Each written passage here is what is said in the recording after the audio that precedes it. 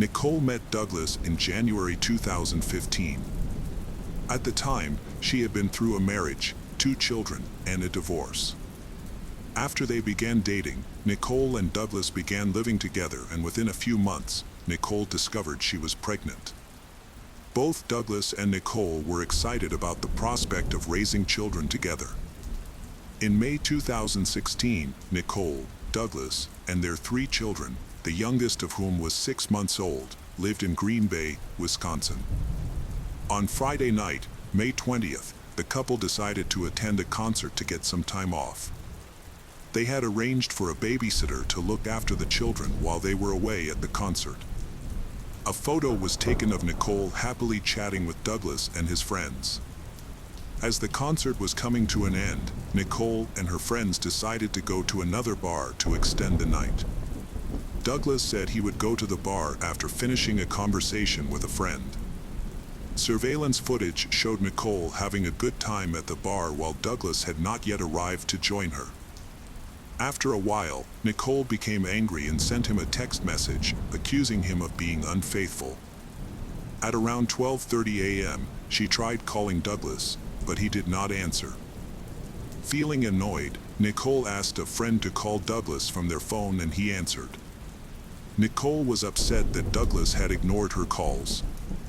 She got up and walked towards the exit, although her friends tried to stop her, but could not stop her from leaving. Annoyed, Nicole ran out into the street, turned the corner of the building, and disappeared into the dark night. When Douglas and his friends realized she was gone, they began searching for her. They drove around the nearby streets, but could not find her. They eventually returned to the bar, had a few more drinks, and then went home. At around 5:30 a.m., Douglas called the police to report that his girlfriend, Nicole Vanderheiden, was missing. He gave her a description of her appearance. That same day, a local farmer contacted the police after finding the body of a woman in tall grass near his farm in Brown County. At first, he thought it might be an animal, but upon closer inspection, he noticed her blonde hair. The woman was found naked, except for socks and a pink bracelet on her wrist. There was a lot of blood in the area, and she had severe injuries to her face. When the police examined the body, they confirmed that it matched Douglas' description, identifying the deceased as Nicole. The location where her body was found was just 3 miles from Nicole's family home. Douglas was called in for questioning. He explained that he and a friend had left a bar that night around 2:30 a.m. His friend had dropped him off at around 3 a.m. After entering the house, Dietrich went to sleep and woke up around 5:30 a.m.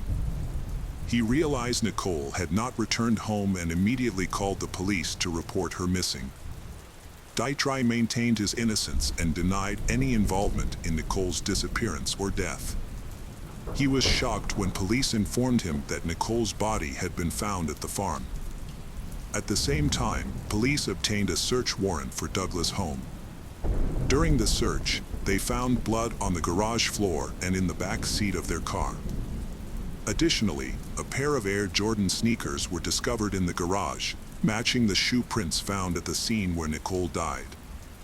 Blood stains were also found on the soles of the sneakers. In the early morning hours of May 21st, a patrol officer found several items belonging to Nicole along a freeway approximately 2 miles from where her body was found. These items included her purse, cell phone, and clothing, and were found near a building across the street from her home. At this location, police also discovered numerous blood stains and several locks of blonde hair, as well as a phone charger. Police collected more than 70 pieces of evidence and sent them for forensic analysis. They worked to reconstruct the events of the tragic night that led to Nicole Vanderheiden's death. Initially, police believed that a confrontation had occurred between Douglas and Nicole as she returned home that night, leading to the crime taking place outside. They believed Nicole had been killed about 120 feet from her front door. As a result, Douglas was arrested and taken into custody. However, after 18 days, forensic analysis revealed that the blood found in the garage, car, and near the neighbor's house did not belong to Nicole. In fact, it was not human blood at all. Furthermore, the stains on his sneakers were not blood. On the night of the incident, Douglas wore a fitness tracker on his wrist that recorded his movements. This data supported his statement to the police. He drove home that night, checked on his children, and then went to bed. As a result, Douglas was cleared of all suspicion and released from custody. The investigation team wanted to understand why Nicole had come so close to her home, especially since her body was discovered just 3 miles away. They reviewed surveillance footage from a bridge in Green Bay and hypothesized that if Nicole had been walking, she would have crossed that bridge. However, they found no useful clues. A key finding was that blood samples taken from Nicole's clothing, garage, car, and neighbor's yard did not match her DNA. Instead, they belonged to an unidentified man. This created a major obstacle for forensic experts who were unable to definitively identify him. However, a breakthrough came in August, nearly 3 months after the traumatic incident. The forensic lab informed police that they had successfully isolated DNA material from one of Nicole's socks. The DNA sample was comprehensive and reliable.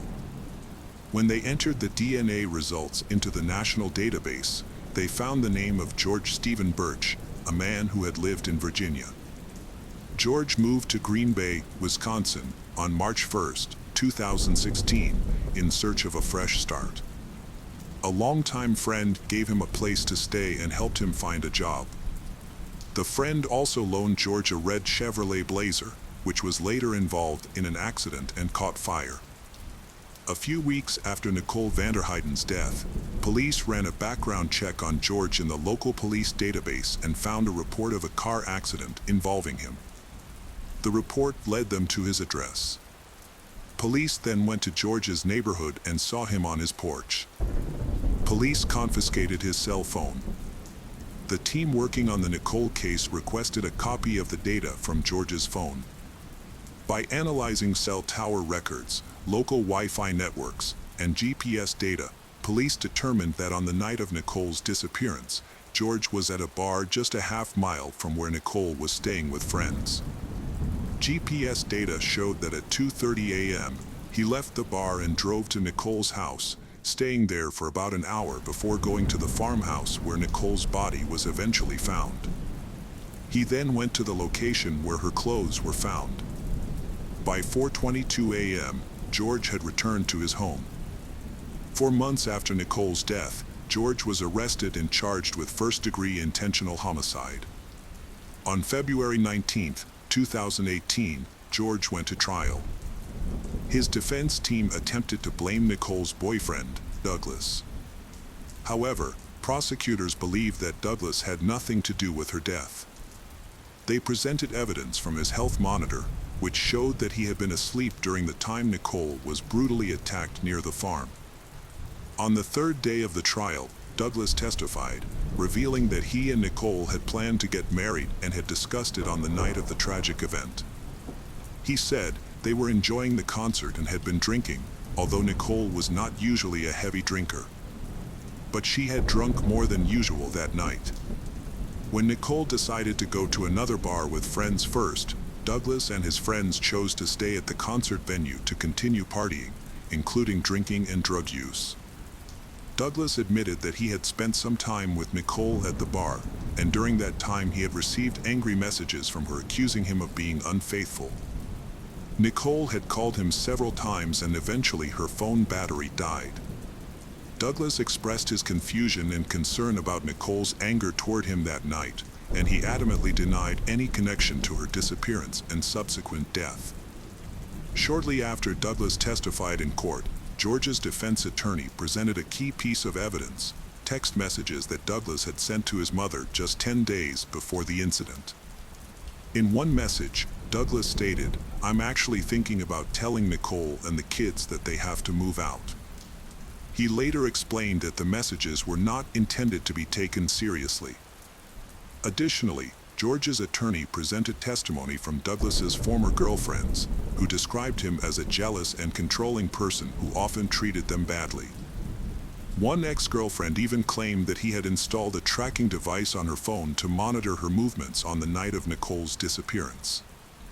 After Nicole's tragic death, she confronted Douglas, accusing him of not only being unfaithful but also cruel. Douglas continued to deny all allegations and maintained that he had never been unfaithful to Nicole, nor had he ever raised a hand against her. In court, the nanny who was at Douglas and Nicole's home the night they attended the concert testified. She recalled asking Douglas where Nicole was when he returned. Douglas replied, he didn't know. She hit her head and just wanted to walk home. On the 8th day of the trial, George Birch presented his account of the events of that night. He began by describing himself as a hard worker and a caring family man. On the evening of May 20th, he was at a bar where he met Nicole. George claimed that they had flirted and that he felt Nicole was open to his advances. He described their conversation as friendly, lasting until the bar closed at around 2:30 a.m. He then drove her home, parking near the driveway to continue the conversation for a few more minutes. George explained that they had consensual sex in his car, with Nicole participating. He said that he could not sit comfortably in the back seat because of his size, so he stood by the open back door while Nicole remained inside. After their intimate moment, he suddenly felt an attack from behind that knocked him unconscious. When he regained consciousness, he was lying on the ground and saw Douglas nearby, pointing a gun at him. There was a lot of blood around, and George said he was not sure if Nicole was still alive at that time. When Douglas arrived at the farm, he was armed and carried Nicole's body into the tall grass. He later described a sudden confrontation with Douglas. George used force to push Douglas to the ground. He then said he was able to get away from Douglas and return to his car. George then fled the scene and threw Nicole's belongings out of the car window. The next day, George went fishing with friends, including a photo taken on May 21st. Notably, he did not report the incident to the police or tell his friends what happened that night. The prosecutor argued that George's testimony was highly suspect. Nicole would not have willingly agreed to satisfy a man she barely knew, especially by exposing her buttocks out of the car window at her own home. The prosecutor argued that George intended to have sex with Nicole in his car, but she refused. When she tried to leave the car, George became angry. He grabbed a phone charger and used it to strangle her, then stripped her down to her socks. He then dumped her body in clothes and went home, hoping to avoid being caught. The prosecutor argued that George's story was full of contradictions. After the attack, dumping of the body, and escape, George went fishing with friends the next day and seemed to be having a good time. Additionally, the prosecutor showed the court Nicole's dirty clothes. If George's testimony was correct, her clothes would have been clean, since George had said she had taken them off in his car. However, in reality, Nicole's clothes were covered in blood and dirt, indicating that she had resisted while wearing them on the ground. Throughout the trial, 2 women were present, closely watching George and listening to everything he said. These women were identified as the sister and fiancée of Joey White, who died in 1997. The suspect in White's death was George Birch, White's neighbor. Although George was acquitted and released at the time, White's fiancée and sister continued to believe that he was responsible for the death of their loved one. After 19 days of testimony and jury deliberations, the judge announced his verdict. George Birch was found guilty of attempted murder. Although the judge believed George deserved the death penalty, state law mandated a sentence of life in prison without the possibility of parole.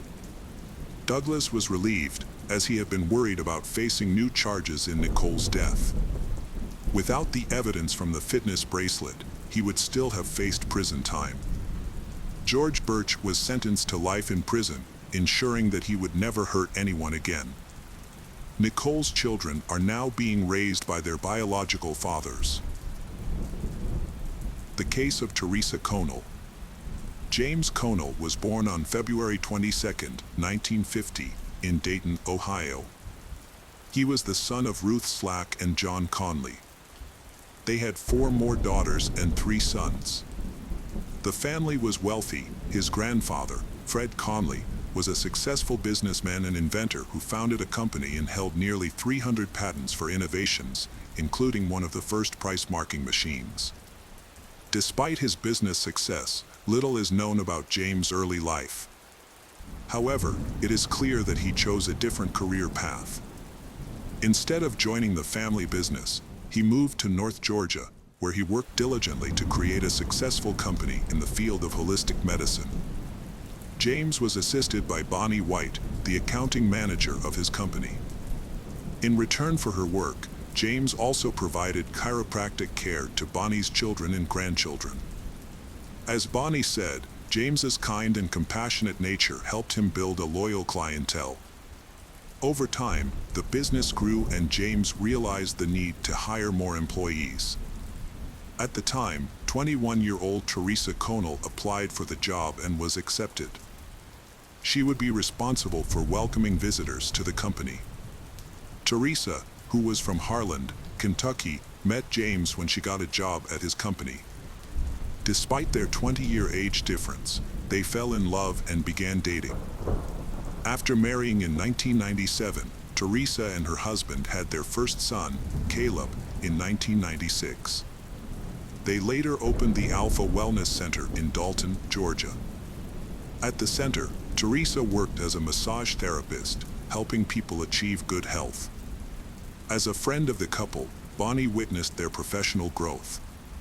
She said that Teresa was a truly wonderful massage therapist.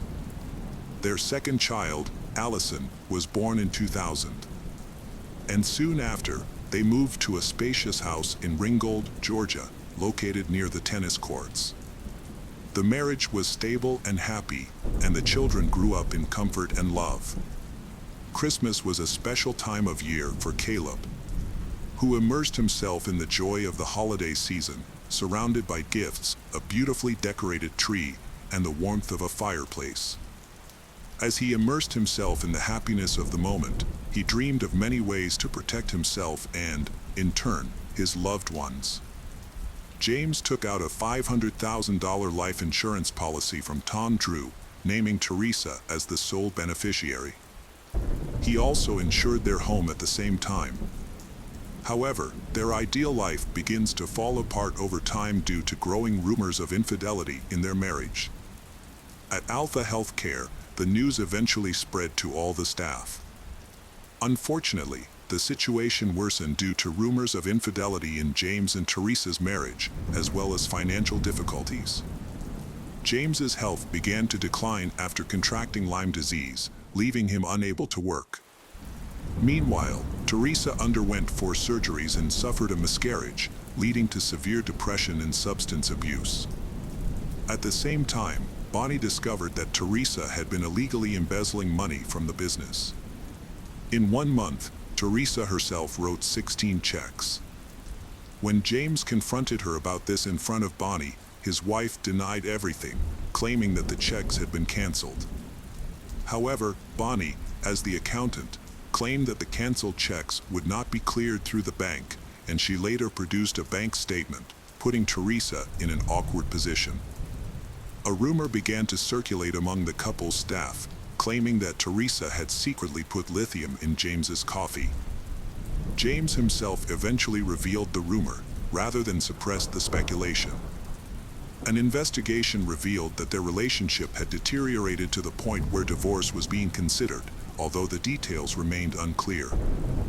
By mid-2007, the family situation had become unstable. 2 cars had been repossessed and James appeared visibly depressed. However, the announcement that he was about to be evicted for failing to pay the mortgage was a wake-up call for the couple. Teresa devised a plan to resolve her marital, financial and personal crises. The plan began with her pretending to be her husband and writing a letter to their agent, Tom Drew, stating that her husband had decided to end his life.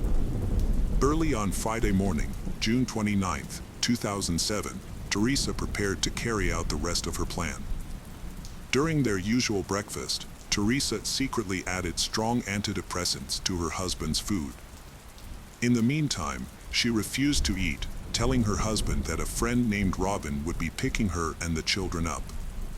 The woman took the children to a friend's house after James had taken the medication.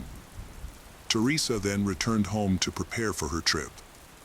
She quickly gathered what she considered important items, including photos of the children. Next, she lit a fire between the office and the bedroom. Caleb and his sister were waiting in the car and saw their mother leave the house last. She lit a cigarette as she walked away. From the car, Caleb noticed smoke coming from the house and became frightened. He warned his mother about the smoke, but she reassured him that it was just burning papers and that there was nothing to worry about. Gary Carlock, a local grocery store owner, was on his way to work when he saw smoke coming from a house and quickly called emergency services. Fire crews arrived at the scene at 9:42 a.m. After assessing the situation, they determined that the fire could not be extinguished from the outside, so they decided to enter the house through the back door, which led directly to the bedroom. A firefighter examined the room and noticed a disturbing image on their thermal imaging equipment, indicating the presence of a person. As they cautiously approached through the smoke, they found the person kneeling by the bed, apparently praying. The person was unconscious but did not appear to have suffered severe heat burns. However, their skin and clothing were heavily covered in smoke. Firefighters described the scene as a typical arson fire. They initially identified the victim as James, 57, the homeowner, and quickly pronounced him dead. The raging fire destroyed everything, including potential DNA evidence or signs of foul play, leading police to initially suspect the death was accidental. Police eventually reached James' wife, Teresa, by phone to report the incident, who was in Georgia. When Teresa left town, she contacted her insurance agent just minutes later. However, the children were devastated to hear the news about James, their beloved father. Although they had their own problems, he always showed them how important they were in his life. An extensive investigation was launched, but progress was slow due to a lack of leads. Teresa was interviewed by police that evening and recounted the events of the morning. She said she left the house at 8:15 a.m. and stopped at a restaurant on the way.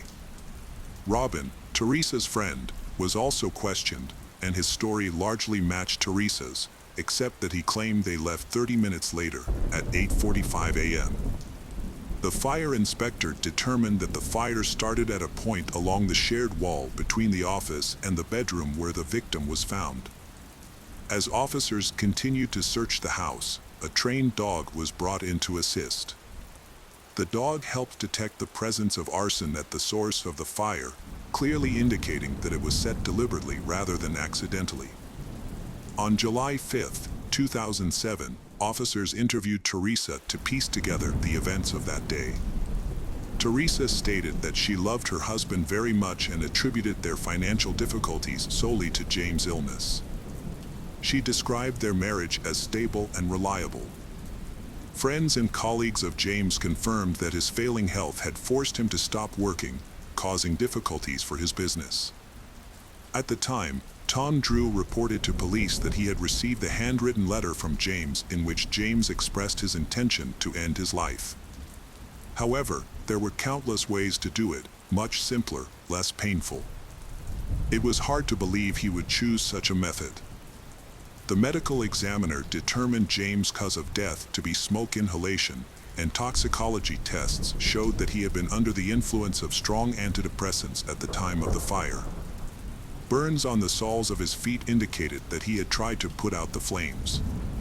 Based on this evidence, forensic psychologist Sanji believed the death was the result of homicide.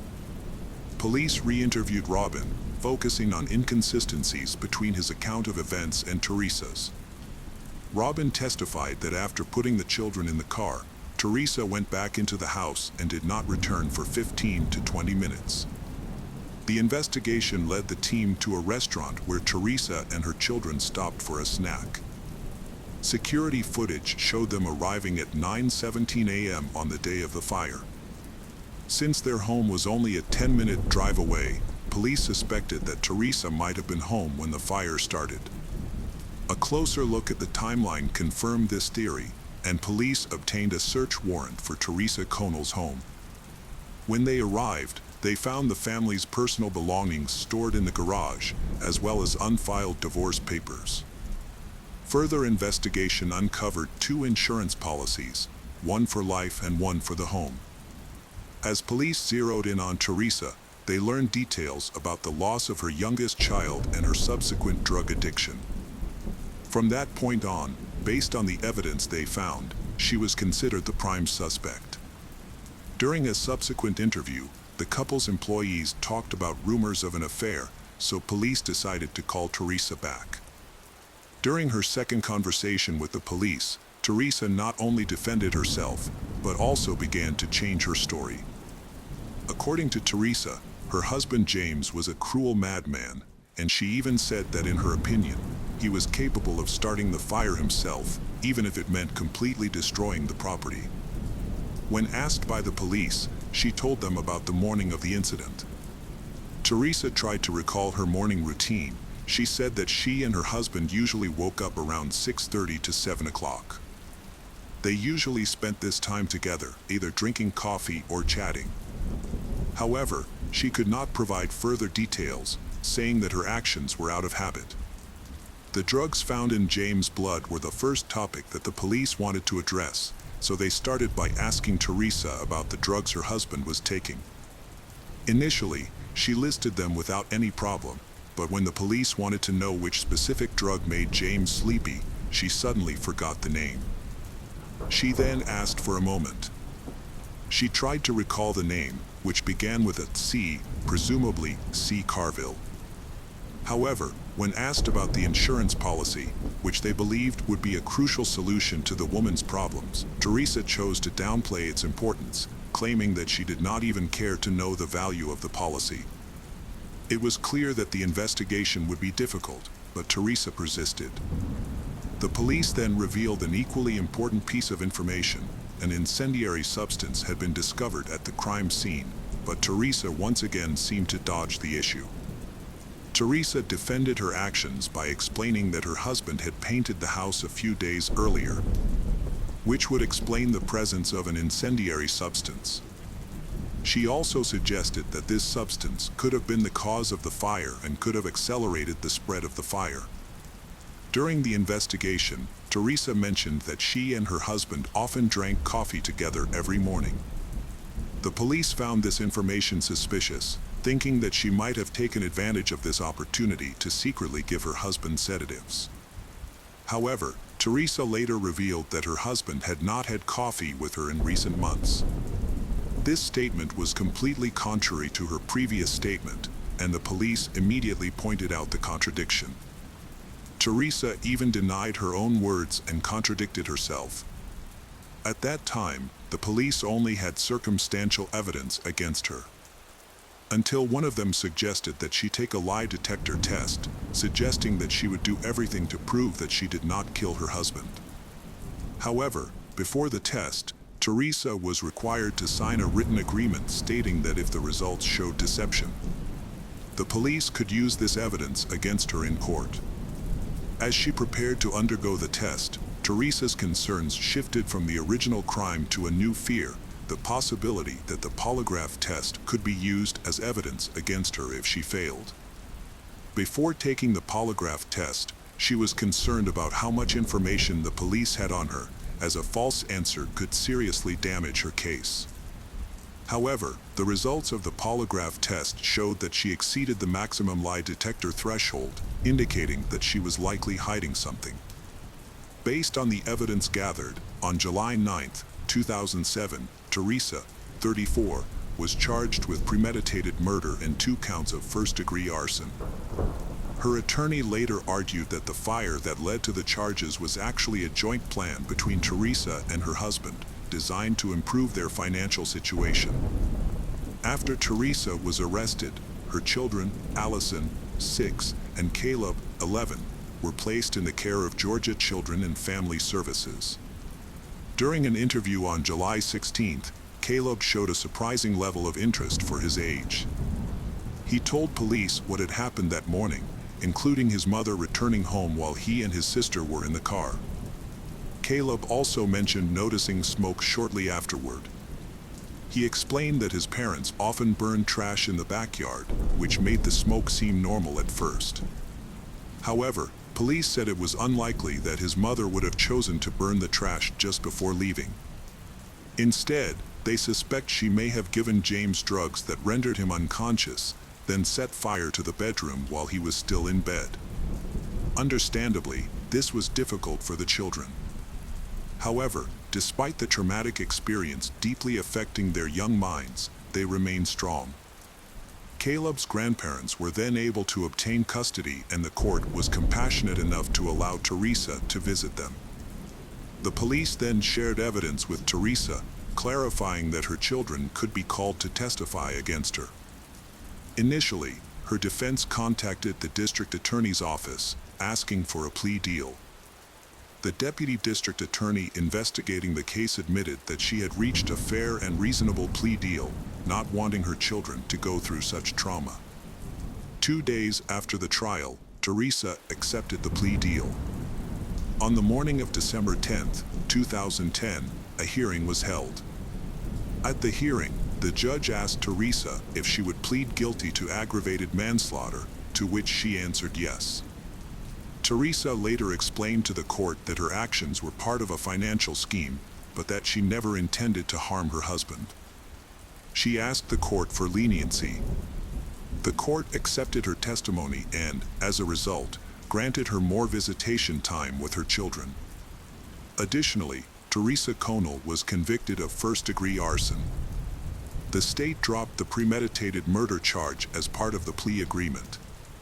Teresa was sentenced to life in prison with the possibility of parole after serving 30 years. The case of Denise Huskins. In the late hours of Sunday, March 22, 2015, 29 years old Denise Huskins was alone in her Vallejo apartment in the San Francisco Bay Area of California. She had planned to spend the evening by herself, but her phone buzzed with a message from her ex-boyfriend, Aaron Quinn, asking to meet up for a discussion. Denise felt apprehensive, especially since they had ended relationship and she was hesitant to engage with him due to his past actions. Denise initially declined, telling Aaron it was too late and suggesting they talk another time. However, after receiving another message from him, she sat on sofa, contemplating her next move, and she thought about how she had met Aaron last summer. Originally from Boston, Massachusetts, Denise had a doctorate in physical therapy and had moved to Vallejo to join Kaiser Hospital, which specialized in treating individuals with head and spinal injuries. It was there that she met Aaron, a tall, athletic man with dark hair and striking eyes. Denise and Aaron quickly got acquainted and started chatting with each other. At first, they shared stories about their past. Aaron had been engaged before, but the relationship ended when he found out his fiancée had cheated on him. Denise listened and showed sympathy, but she found herself developing feelings for him too. As they spent more time together, their friendship has turned into love. By autumn 2014, they were officially a couple. However, things took a turn in March 2015, when Denise discovered that Aaron was secretly reaching out to his ex-fiancée, asking her to take him back. This revelation upset Denise deeply, and she decided to cut ties with him altogether. Even though she knew they had many common interests and had considered getting married, this fact still hurt her a lot. The feeling of betrayal and hurt overshadowed her love for Aaron, leaving her heart aching. She tried to ignore the stream of texts from Aaron. He asking to meet up and discuss their situation. His persistence left Denise torn and uncertain. Although her heart was still hurting, under his persistent persuasion, Denise began to feel shaken, and she gave in and agreed to meet. Denise got up from her sofa and prepared to leave her residence. At around 5:30 p.m., she got in the car and then, on the way, she stopped to buy a pizza. When she arrived at Aaron's two-story house on the 500 block of Kirkland Avenue, she collected the pizza from the passenger seat and took her purse before approaching the entrance. The next day, a workday for both of them at the hospital, Aaron called in sick at around 7 a.m., claiming illness. Denise also texted her supervisor, said she would be absent that week because she had family matters to attend to. This was an unusual thing for Denise, as she had never missed a day of work before. Denise's supervisor reminded her about the upcoming deadline for a scholarship, but she didn't respond. He assumed that something serious must have happened in her family. On the following Monday, when Aaron and Denise didn't show up to work, the Vallejo Police Department received a call from 30-year-old Aaron. His story was confusing and hard to believe. When the officers arrived at the scene, they found a strong chemical smell and many empty beer containers. Aaron also appeared disheveled. When questioned about the illegal substance use, Aaron admitted to using them, but claimed he had been forced by kidnappers. The officers were skeptical, so they continued their search, heading upstairs to the master bedroom. As they entered, the chemical smell grew stronger. The room appeared to have been recently cleaned, with spotless floors, except for a substance on the mattress. Just as they were about to leave, they noticed a small red blood spot on the bed. The officers returned downstairs to re-examine Aaron's account. He began to retell his story. The incident began at his residence around 3 a.m. where he and his girlfriend Denise were staying.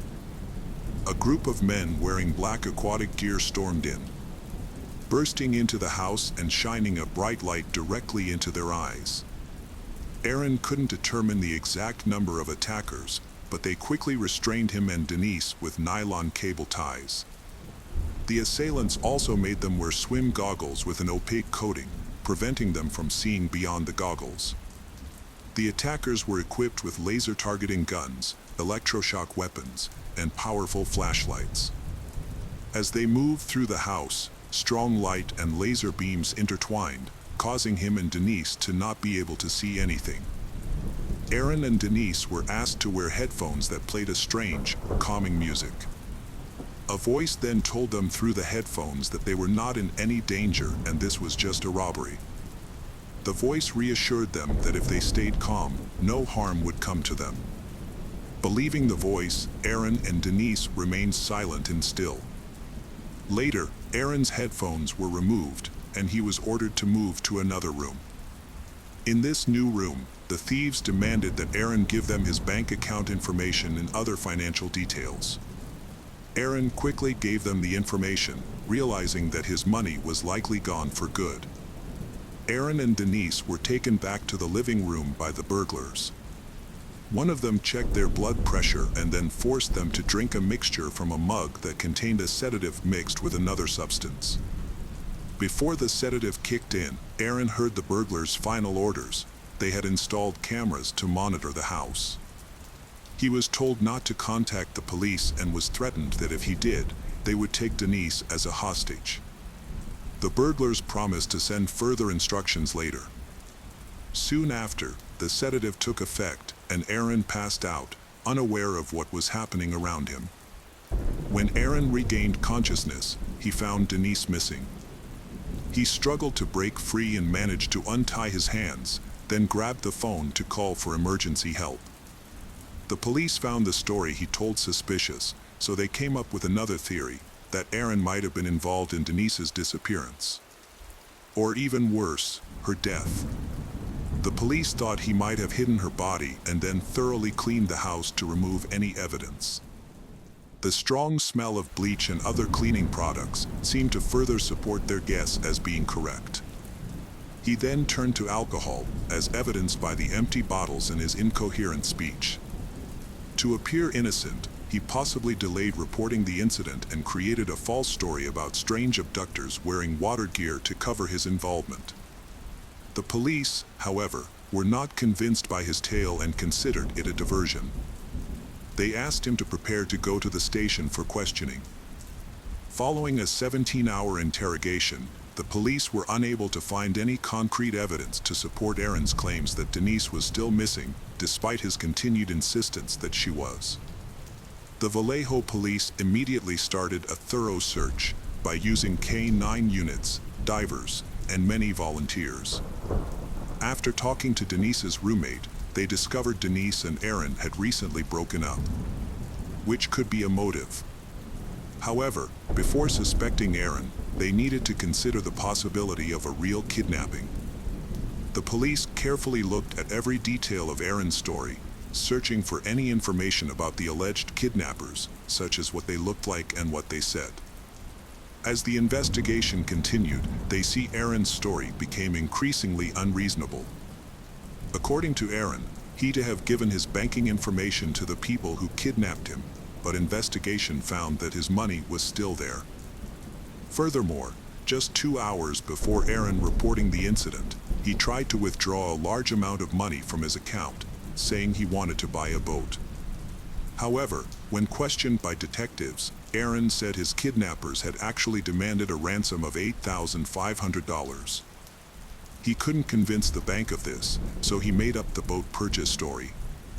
The fact that the kidnappers had the temerity to capture him and Denise just for this money raised doubts about his story. During his interview, a detective noticed that Aaron's pupils were larger than usual, which could be a sign of drug use or a mental health condition, such as schizophrenia. It's also possible that his unusual story of being abducted by alien-like people could have been a hallucination. Due to the complexity of the case, the Vallejo police asked for assistance from the FBI. When the agents first arrived, they gave Aaron a polygraph test, which he failed.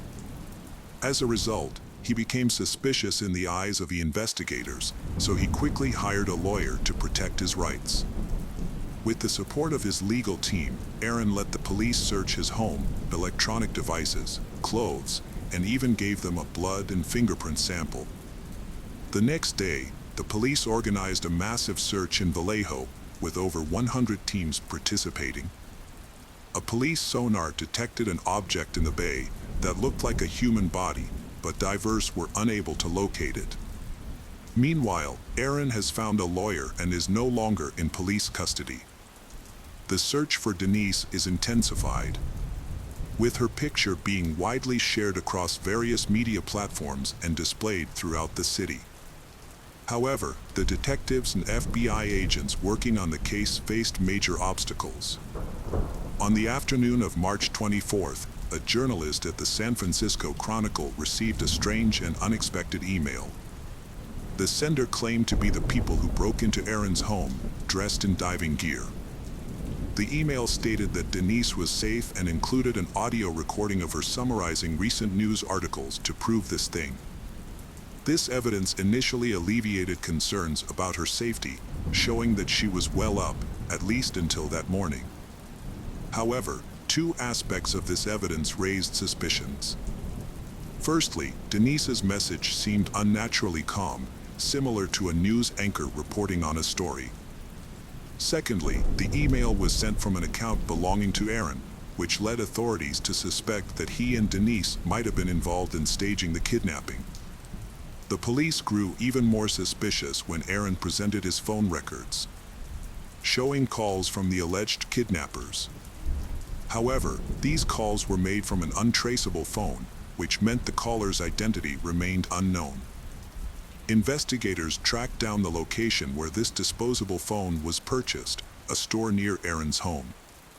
Surveillance footage from the store clearly showed an individual with a physical description matching Aaron's: tall, athletic build, and dark hair. This discovery further implicated Aaron in the suspected kidnapping plot Denise.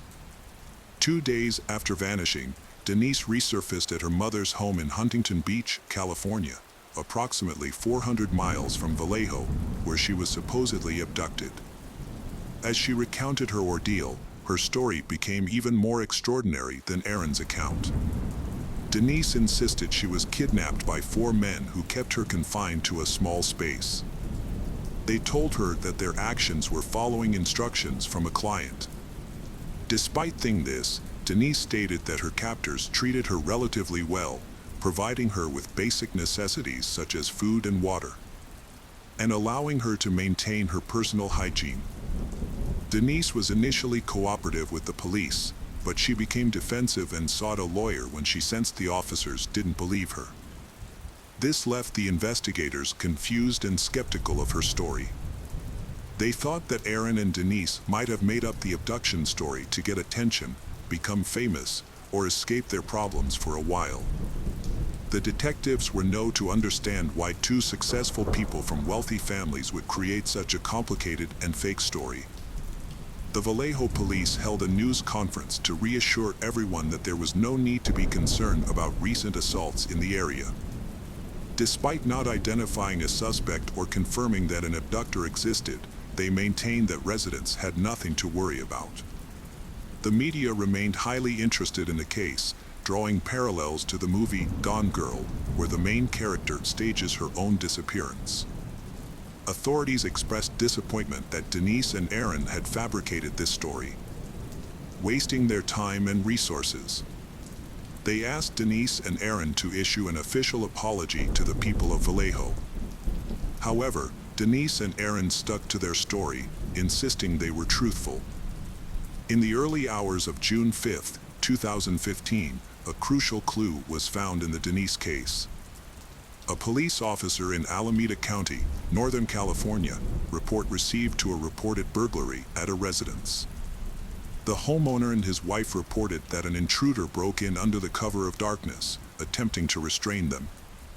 The homeowner fought off the attacker while his wife locked herself in the bathroom and called for help. The attacker fled the scene, but in his haste, he left behind his smartphone in the hallway. The police found that the phone was registered to an individual through a telecommunications provider. They tracked the registered address but found the property empty and the mailbox full of uncollected mail. 3 days later, the police used the discarded smartphone to track a lead 200 miles northeast of Vallejo to an isolated cabin near South Lake Tahoe, California. The officers cautiously entered the cabin, where they found a tall, athletic man with dark hair amidst the clutter of leftover food, trash, and piles of clothes. Initially, they overlooked the vehicle parked outside. However, upon further inspection, they discovered that the car had been reported stolen and contained several unusual items, including flashlights, a plastic gun with laser sights, a modified headset, and a black diving suit. A laptop belonging to Aaron was also found in the trunk. This clue led to the capture of one of the individuals responsible for the abduction of Denise. The man, who bore a striking resemblance to Aaron, but was not him, had no prior connection to Denise and Aaron. The abductor was identified as Matthew Muller, a 38-year-old disbarred attorney who had graduated from Harvard University and was a former Marine, with a previously reputation in the legal community. Matthew began to engage in strange and unlawful behavior. The authorities connected him to a home invasion in Dublin and discovered he was also involved in Denise's abduction from Aaron's home. The unusual story Aaron and Denise told to law enforcement was mostly true. Their only mistake was thinking multiple people in diving gear had invaded. In reality, Matthew was the mastermind behind the crime and acted alone. It's likely that Aaron and Denise were confused and half asleep, which led them to believe it was more than one person involved in the incident. The intense light caused Denise and Aaron to believe there were multiple attackers. This illusion was furthered by a pre-recorded message that played through headphones, in which the attacker claimed to be a member of a professional debt recovery team. Matthew had also been linked to a 2009 home invasion in Palo Alto, but managed to avoid consequences due to lack of evidence. Matthew, a highly intelligent and trained lawyer, had carefully crafted an elaborate and outlandish scheme, made authorities suspected Denise and Aaron of staging a hoax. Matthew's actions were carefully planned, reflecting his intelligence, even though he was having mental health problems, bipolar disorder, and psychosis. and he believed he also had Gulf War syndrome, which made it difficult for him to distinguish reality. One day, Matthew randomly met Aaron and Denise, and he became fixated on them. He used a drone to secretly watch Denise and Aaron's every move for 3 weeks before abducting them. Aaron did notice a bright light in the sky the night before the incident, which he thought might be a drone, but he couldn't imagine someone was actually spying on him. Matthew put his plan into action, breaking into Aaron's home at night while wearing a diving suit. He used restraints on both Aaron and Denise, covering their eyes with goggles and playing a pre-recorded message through headphones to make them believe multiple people were involved. Matthew then separated them, keeping them in different rooms. He attacked Denise, taking advantage of her vulnerability, and locked her in the trunk of his car. He then drove her to a remote cabin in South Lake Tahoe, where he held her for 2 days, then letting her go near her parents' house. Matthew also stole Aaron's laptop, which he later used to send an email to a journalist at the San Francisco Chronicle using special software. After waking up the next day, Aaron faced the devastating truth that Denise's kidnapping was real. Desperate, Aaron contacted his bank to request a large sum of money, $88,500, to pay the ransom. Panicked and trying to protect Denise, he came up with a false reason, telling the bank he needed the money to buy a boat. Later, Aaron contacted Kaiser Hospital and left a message for Denise's supervisor, informing them that she would be absent from work, as instructed by Matthew. The investigation uncovered a disturbing video recorded by Matthew, showing him physically abuse Denise. After seeing the evidence, the Vallejo police apologized to Denise and Aaron because at first thought they had made up the story of being kidnapped. Denise and Aaron decided to sue the city of Vallejo, citing the mistreatment they received during the investigation. The lawsuit ultimately resulted in a $2.5 million settlement, acknowledging the mistakes made in handling the case. Matthew Muller was found guilty of kidnapping charges and received a 40-year prison sentence in 2017. During his trial, Matthew expressed remorse for his actions and the pain he caused. After the kidnapping, the victim, Denise, faced skepticism and was even accused of making it up. Ironically, Matthew the crime came forward to defend her. He sent 2 anonymous letters to the media, claiming that the kidnapping had indeed taken place. Denise also experienced relentless nightmares and struggled to overcome the trauma. She waited until Matthew's conviction in 2017 to openly discuss the incident. Denise reported she being held by multiple men, which Matthew confirmed by admitting he had accomplices, although he refused to reveal their identities. Aaron and Denise grew closer, got married, had a child. Then they wrote a book together called Victory F that told the story of their experience. The Case of James Dale Ritchie. Summer 2016 in Anchorage, Alaska's most populous city, which serves as the de facto capital and is home to around 300,000 residents.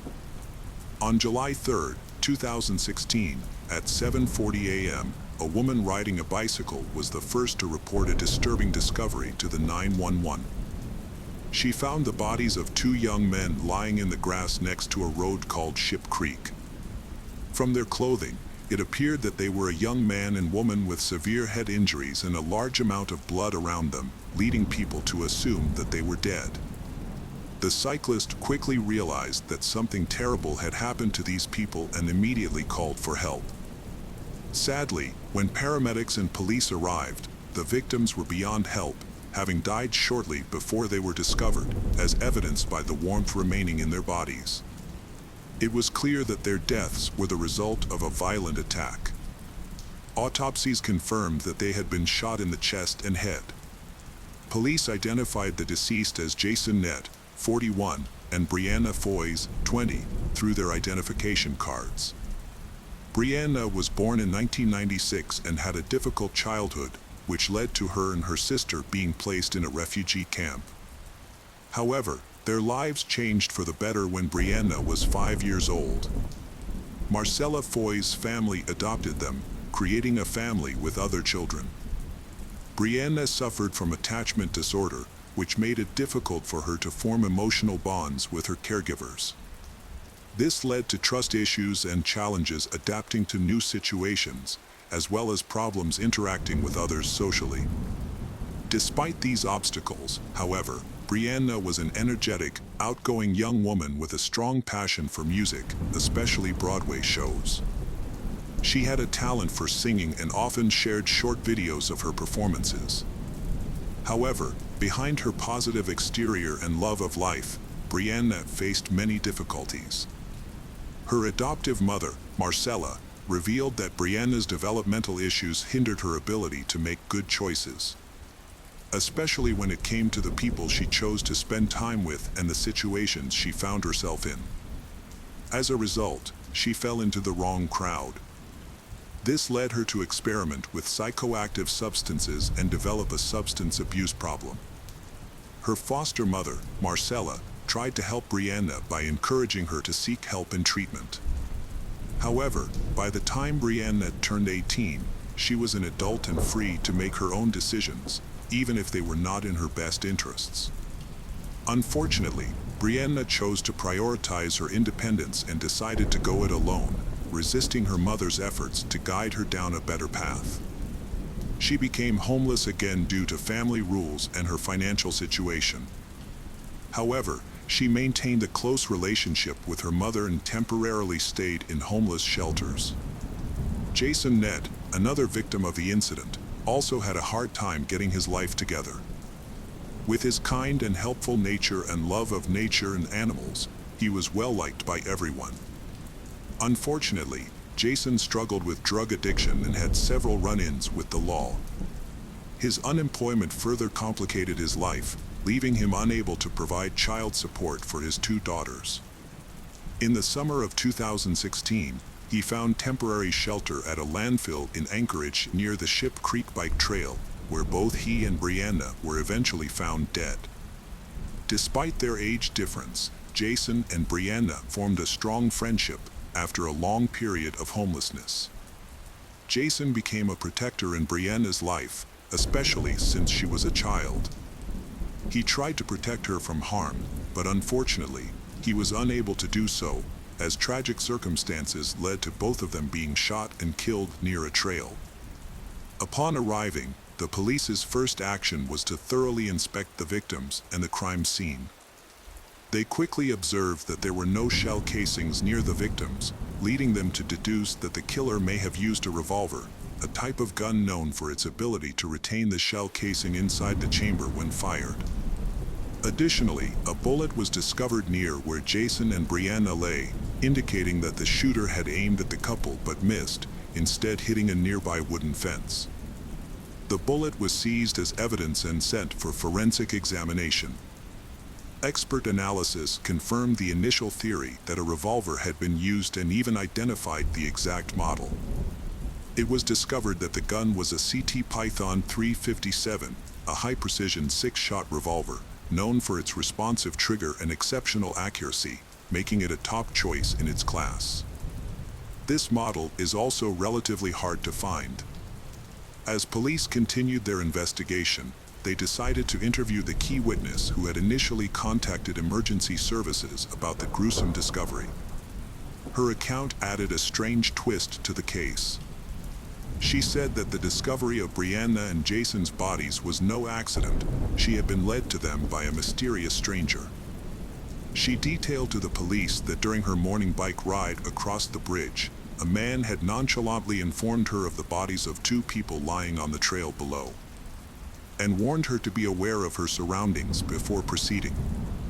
Prompted by the stranger's mysterious instructions, she ventured down the trail, where she found the victims and then contacted emergency services. The police were particularly intrigued by this stranger. He did not report the bodies himself, and his strangely calm demeanor made it seem as though he was warning of a minor inconvenience rather than a deadly tragedy. This strange encounter led the police to speculate that he may have been involved in the murders of the 2 victims. Unfortunately, the witness was unable to give a detailed description of the man, as she was more focused on the horrific scene before her than on the person who had directed her there. She could not recall any specific features, clothing, or identifying characteristics of this man. Police reviewed nearby surveillance footage, hoping to find clues. They focused on cameras in the industrial park near Ship Creek, since the trail itself does not have cameras. After reviewing footage from around the time of the emergency call, they found a man on the trail just before the incident. Unfortunately, the man was walking away from the camera, so his face could not be seen. The footage only provided a general description of him. He was wearing blue pants, possibly a hoodie or a hat, a jacket, and a backpack. The only clear detail was his height. However, the information was still too limited to draw any concrete conclusions, so police continued to search by. Police released the footage, hoping that someone might be able to identify him based on his clothing. Their primary goal was to identify the stranger and investigate further to see if he had any connection to the crime.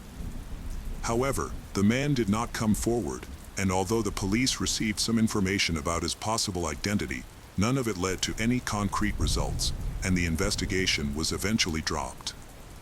While investigating Brianna and Jason's backgrounds, the police spoke to people they knew and their relatives to try to find a motive for the murders.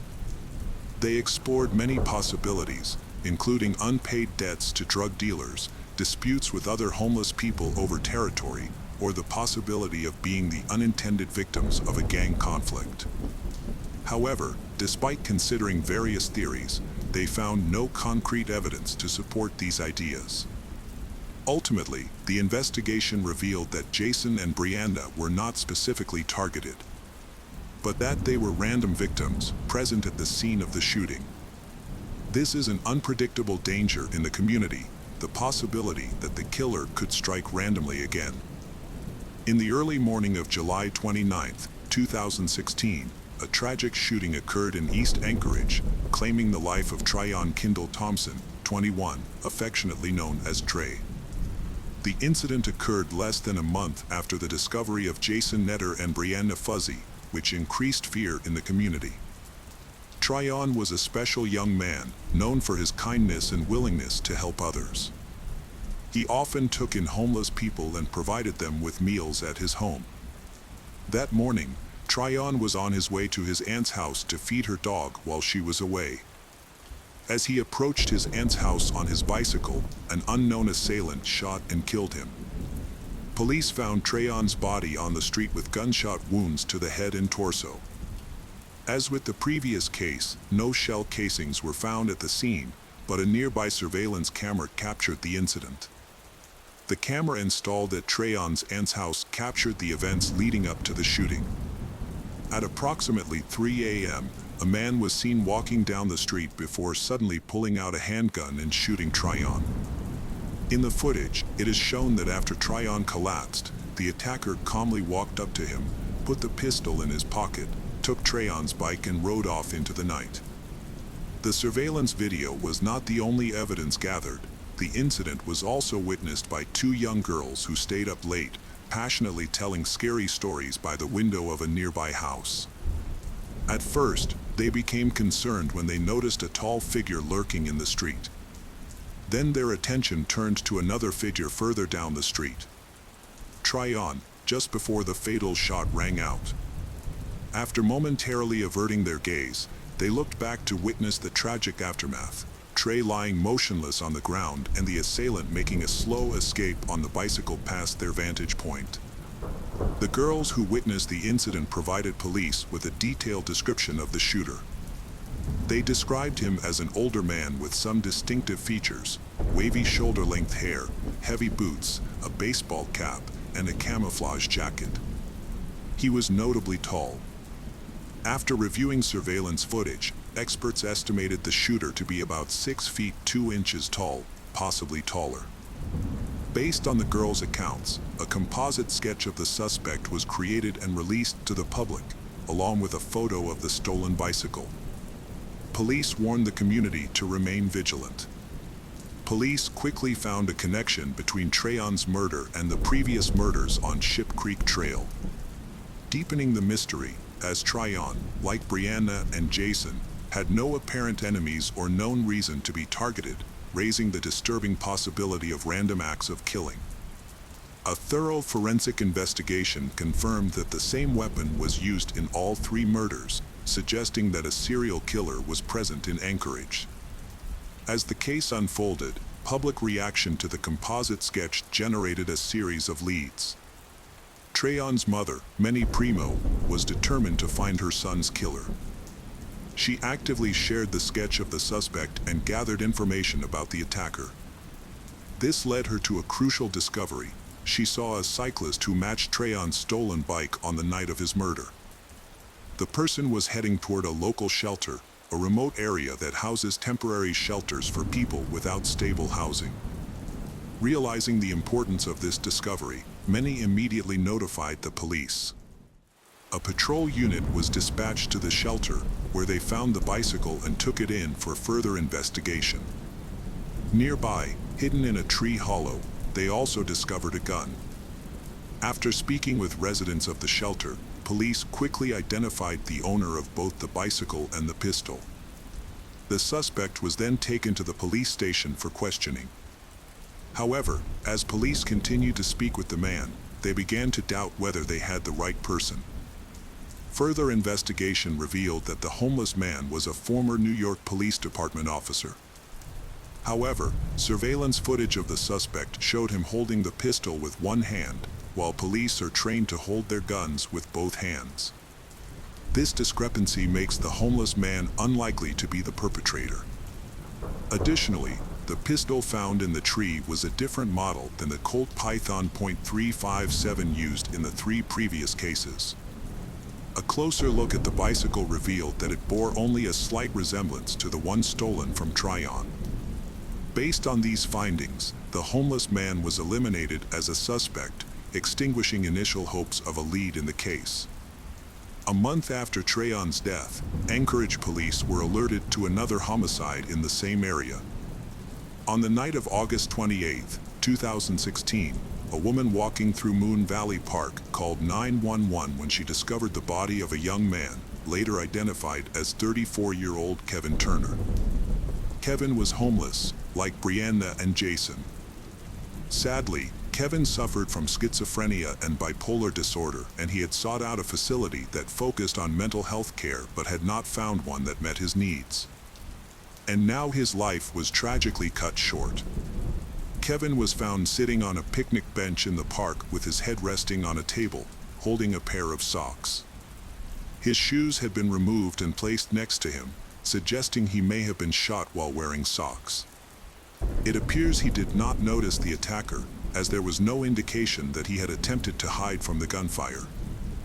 Nearby, police discovered a second victim, Bryant DeHassan, 25, a local environmental activist, who was out cycling at night.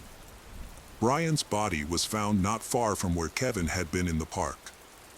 Police discovered that shell casings had disappeared from the scene, similar to the previous two incidents. The bullets that killed Bryant and Kevin were fired from the same Colt Python .3576 shotgun. This led police to believe that the same person was responsible for all three attacks, bringing the total number of victims to 5. Despite this breakthrough, however, police were still unable to identify or track down the suspect. After the third attack, Anchorage police warned residents of a serial killer on the loose, advising them to be vigilant and stay away from public parks and bike paths, especially at night. The attacker targeted victims at random, without any prior planning or specifics, leaving everyone feeling threatened. As a result, the community was plunged into fear. To aid the investigation, police offered a $10,000 reward for information leading to the arrest of the killer. Despite receiving numerous tips, the investigation has not made significant progress. The situation took a major turn in November 2016 when a completely separate incident accidentally led police to a suspect.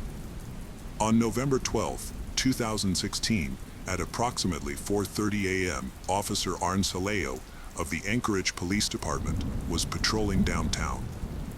He received a call about a nearby incident. A taxi driver had reported that a passenger had run away without paying his fare nearby. Officer Arn Saleo decided to search the area on the deserted streets before dawn for fare evaders. Arn Saleo saw a man walking on the sidewalk and wanted to know if he had seen anything unusual. From inside his car, Arn Saleo asked the man to stop, but the man did not listen to him and continued walking. This was recorded on the patrol car's dashboard camera. Despite Arn Saleo's repeated orders to stop, the man refused. Arn Saleo then used the car's loudspeaker to give the order again. A moment later, the man turned around and walked toward Arn Saleo's car. Instead of speaking, the man suddenly attacked Arn Saleo, pulled a pistol from his clothes, and fired at the police. Arn Saleo got out of the car and returned fire. Nearby, Sergeant Mark Patuk intervened to help his colleague, also shooting at the attacker. Arn Saleo was hit 4 times, suffering serious injuries to his bones, liver, and intestines. Despite his serious injuries, Arn Saleo survived the attack and was rushed to the hospital for emergency treatment. He underwent a 7-hour surgery to treat his injuries. However, the perpetrator did not survive, dying from a fatal gunshot wound to the skull and was pronounced dead at the scene. It was only after the man died that police, who had been investigating a series of recent crimes in Anchorage, discovered a connection between the man and their prime suspect. They analyzed footage from the police car's dashboard camera and compared it to footage from other cameras from previous incidents.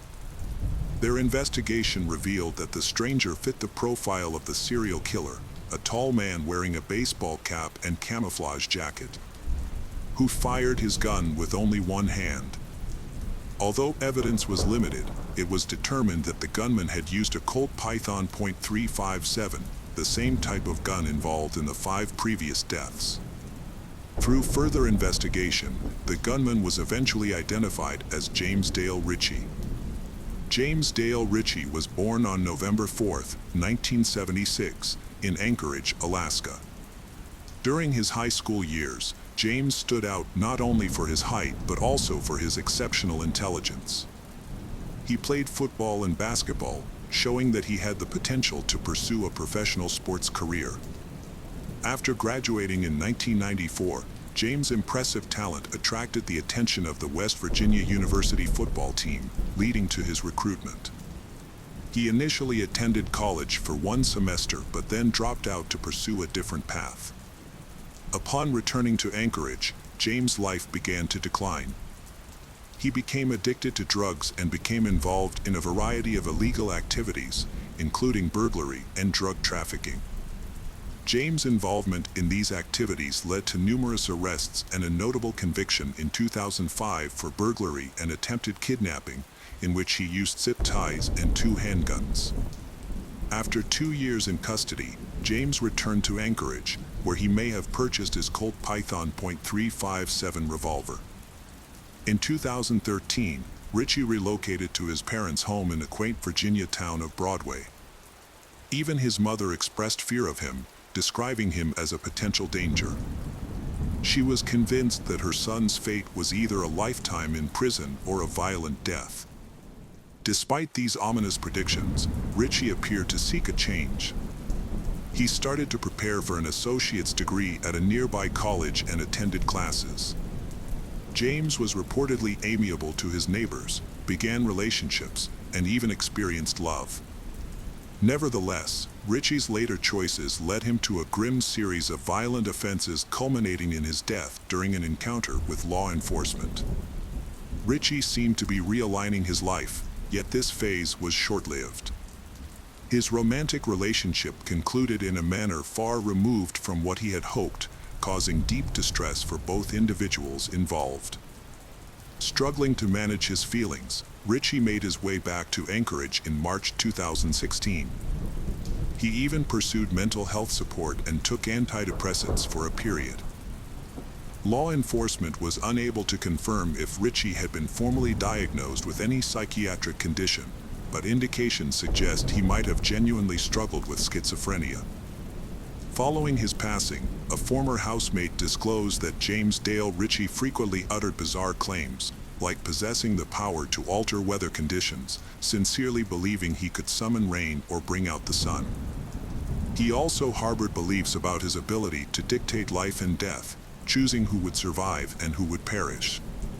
Even posthumously, James Dale Ritchie was identified as the primary suspect in multiple shootings.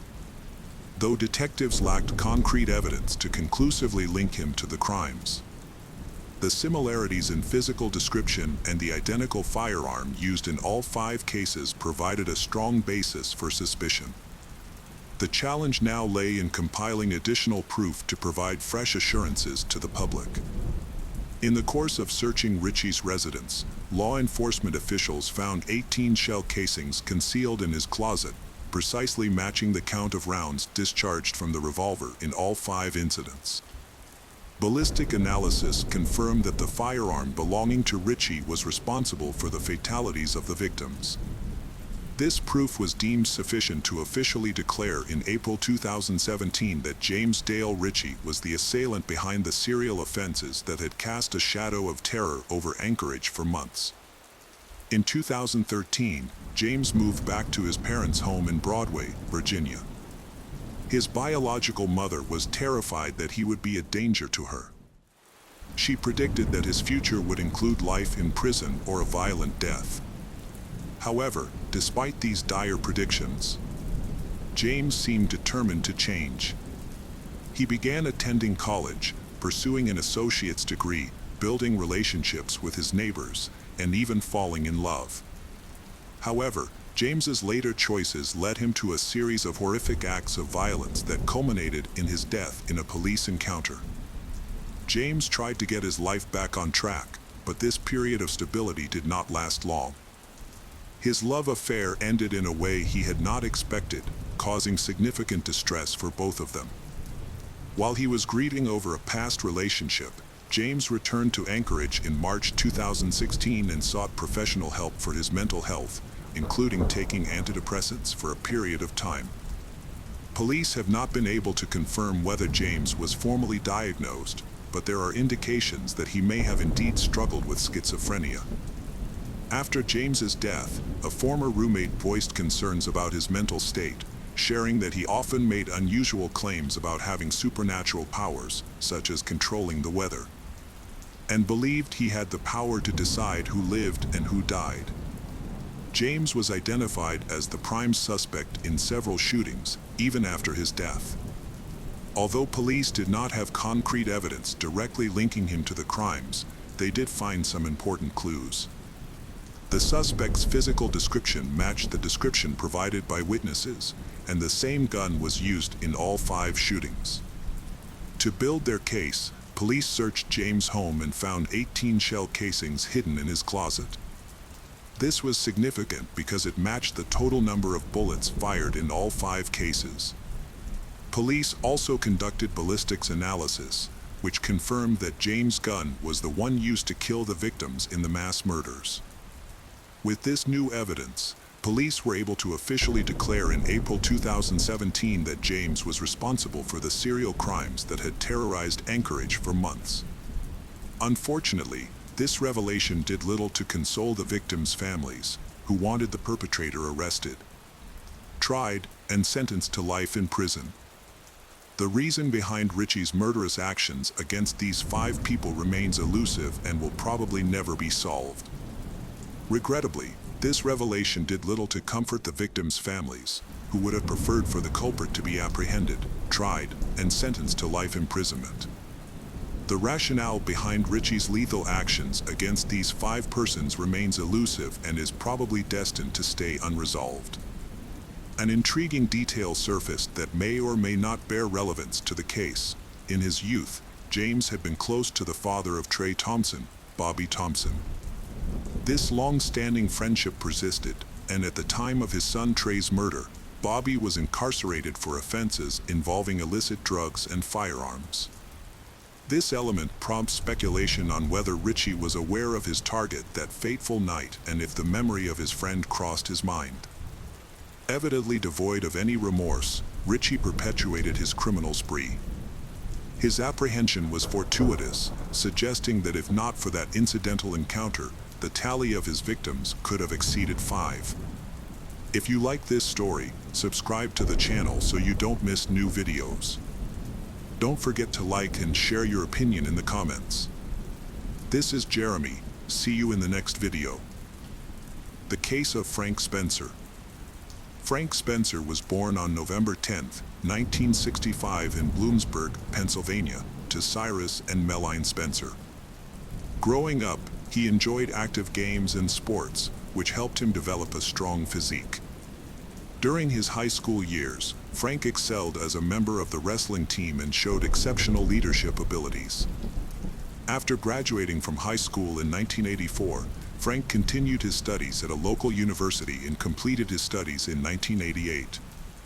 After the death of his father, Frank took over the family business, becoming the owner of Spencer's Auto Parts and Used Cars.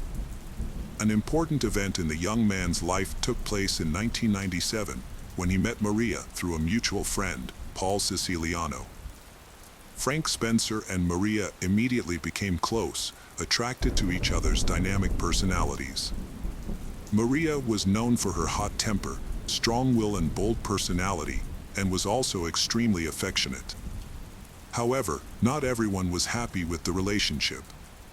Maria's father, Anthony Rocco, did not approve of Frank and even tried to prevent their marriage.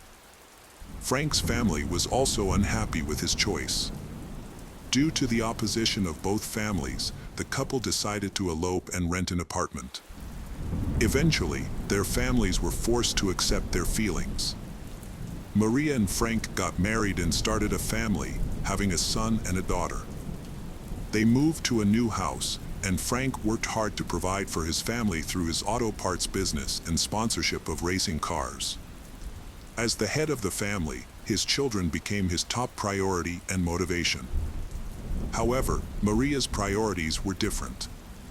She doesn't take care of her family, she's cold to the kids. Unlike her husband, she's not passionate about the marriage. She loves to spend what Frank earns, and what really worries her is money. Maria's behavior increasingly caused problems in their marriage. Frank became increasingly dissatisfied with her selfishness and eccentric behavior. He felt that as a mother, she should grow up and think of others. However, Maria did not change. In 2006, he filed for divorce, fed up with his wife's inappropriate behavior. Sometimes she behaved so irrationally that Frank feared for the children's health.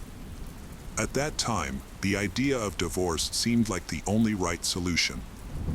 However, the confrontation became more tense as Frank sought to gain custody of the children. He did not trust his ex-wife Maria and believed that she was not capable of properly caring for the children. However, not everyone agreed with his stance. His friend Ron argued that both parents were necessary for the healthy development of the children and advised Frank to negotiate a joint custody agreement with Maria. Despite this, Frank was adamant about pursuing sole custody, believing he knew what was best. In response, Maria also pushed for sole custody and was expecting to receive a substantial child support payment. Their conflict, which grew over time. On several occasions, Maria's erratic behavior led to her attacking him and the children. Frank had to call the police. However, some people did not believe Frank. And an incident that happened in 2008 proved his testimony to be true. An argument broke out between Maria and her ex-mother-in-law near her children's school, leading to Maria's arrest. The problem started when Maria went to pick up her daughter, but Frank's mother intervened, trying to stop her. It was later revealed that there was an agreement between the two. Frank's mother would be the one to pick up the children that day. But Maria changed her mind at the last minute, deliberately taking the children away. After the fight, Maria picked up the child and put her in the car, but did not put her in a seat belt. The police stopped the car and determined that Maria's actions endangered the child's life and health. As a result, Maria faced charges of disorderly conduct. Furthermore, her ex-husband, Frank, accused her of stalking, claiming that she had followed him on multiple occasions. However, the prosecution could not prove that the child's life was in danger, so the police offered Maria a deal. They would drop the child endangerment charges if she pleaded guilty to disorderly conduct and stalking. Maria accepted the deal, pleading guilty and being fined $600. Despite this, Maria did not change her behavior. Instead, she became more outrageous after the incident. Frank's acquaintances and relatives grew increasingly concerned as he shared his complaints about Maria. She began to threaten and her stalking behavior continued. Several of Maria's co-workers later revealed that she often expressed deep hatred for Frank, even stating that she was willing to end his life. This led one co-worker to jokingly call her the Black Widow. Despite the tension, Frank tried to stay calm and resolve the situation amicably. He tried to reason with Maria several times, but she refused to stop her behavior. As a precaution, Frank began to record their conflicts. His intention was not to get Maria into legal trouble, but to have evidence in case things escalated further. Frank just wanted to live and work in peace, but Maria's actions continued to cross the line. By 2009, the Frank's divorce proceedings had dragged on for a long time, with the children staying with their father, Frank. Meanwhile, Frank had begun dating a woman named Julie Dent. Although Maria claimed that she did not mind Frank's new relationship, she was said to have been upset by Julie's closeness to the children. Frank believed that Maria's jealousy was the root cause of the troubles. Maria's anger grew, and in February 2009, she left a voicemail warning Julie to stay away from her children. However, the situation really escalated when Maria's father, Rocco, was released from prison after 5 years for fraud. Frank knew of his ex-father-in-law's reputation and feared more trouble, believing that Maria had inherited her father's erratic temperament. At this point, those around Frank noticed that he was becoming increasingly anxious. After Rocco is released, a robbery occurs at Frank's office, where important documents related to the divorce proceedings are stolen. The next day, Maria contacts Frank, saying that she discovered a trash bag containing interesting items on the porch. Frank understands the implication and advises her to return the stolen items. He also reports the break-in to the police, but despite their best efforts, they are unable to prove that anyone was involved in the incident. According to the police, no evidence of the perpetrators was found. However, it is clear that Maria and her father had a motive for the crime. The investigation considered Maria a suspect, but the case was eventually dropped due to lack of evidence. The police's efforts led Maria to return the documents she had taken from Frank, as these documents did not contain any important information that could be used as evidence in court. The situation continued to worsen until it reached a breaking point. Maria began sending threats to Frank's new girlfriend, Julie, on social media. She was still upset that the children were still in contact with Julie. Unlike Maria, Julie remained calm and enjoyed spending time with Frank and the children. She tried not to get involved in a complicated relationship between Frank and his ex-wife, but Julie was deeply troubled and Maria prioritized revenge over parental responsibility. The disputes between Frank and his ex-wife Maria continued until 2010, when Frank finally lost patience. He went to the police and asked them to evaluate Maria's behavior, providing their correspondence as evidence. The correspondence contained indirect threats, but Maria claimed that this was her way of communicating and that she had no intention of causing harm. Once again, Maria's guilt could not be proven because her warnings sounded vague. This time, Maria was not punished. In January 2010, Frank and Julie planned a romantic getaway to the Caribbean, but on the eve of the trip, a fire broke out at his mother's house. Although no one was injured, the house was devastated by flames and smoke. Witnesses reported that Maria drove up to the scene with her neighbors and acquaintances, smiled at the fire, and drove away. After firefighters extinguished the fire, a dog owned by one of Frank's children was found in the ashes. The incident became so serious that Frank had to call the police again, as it became clear that the fire was no accident. Maria's actions had escalated to the point where it was clear that she would not stop until she achieved her goal. The police found no evidence of arson in the first fire, and the fire was ruled an accident. Maria later sent Frank a text message in which she gloated about what had happened, and wrote about how karma had caught up with him, and that since her life had been ruined, he could expect more consequences.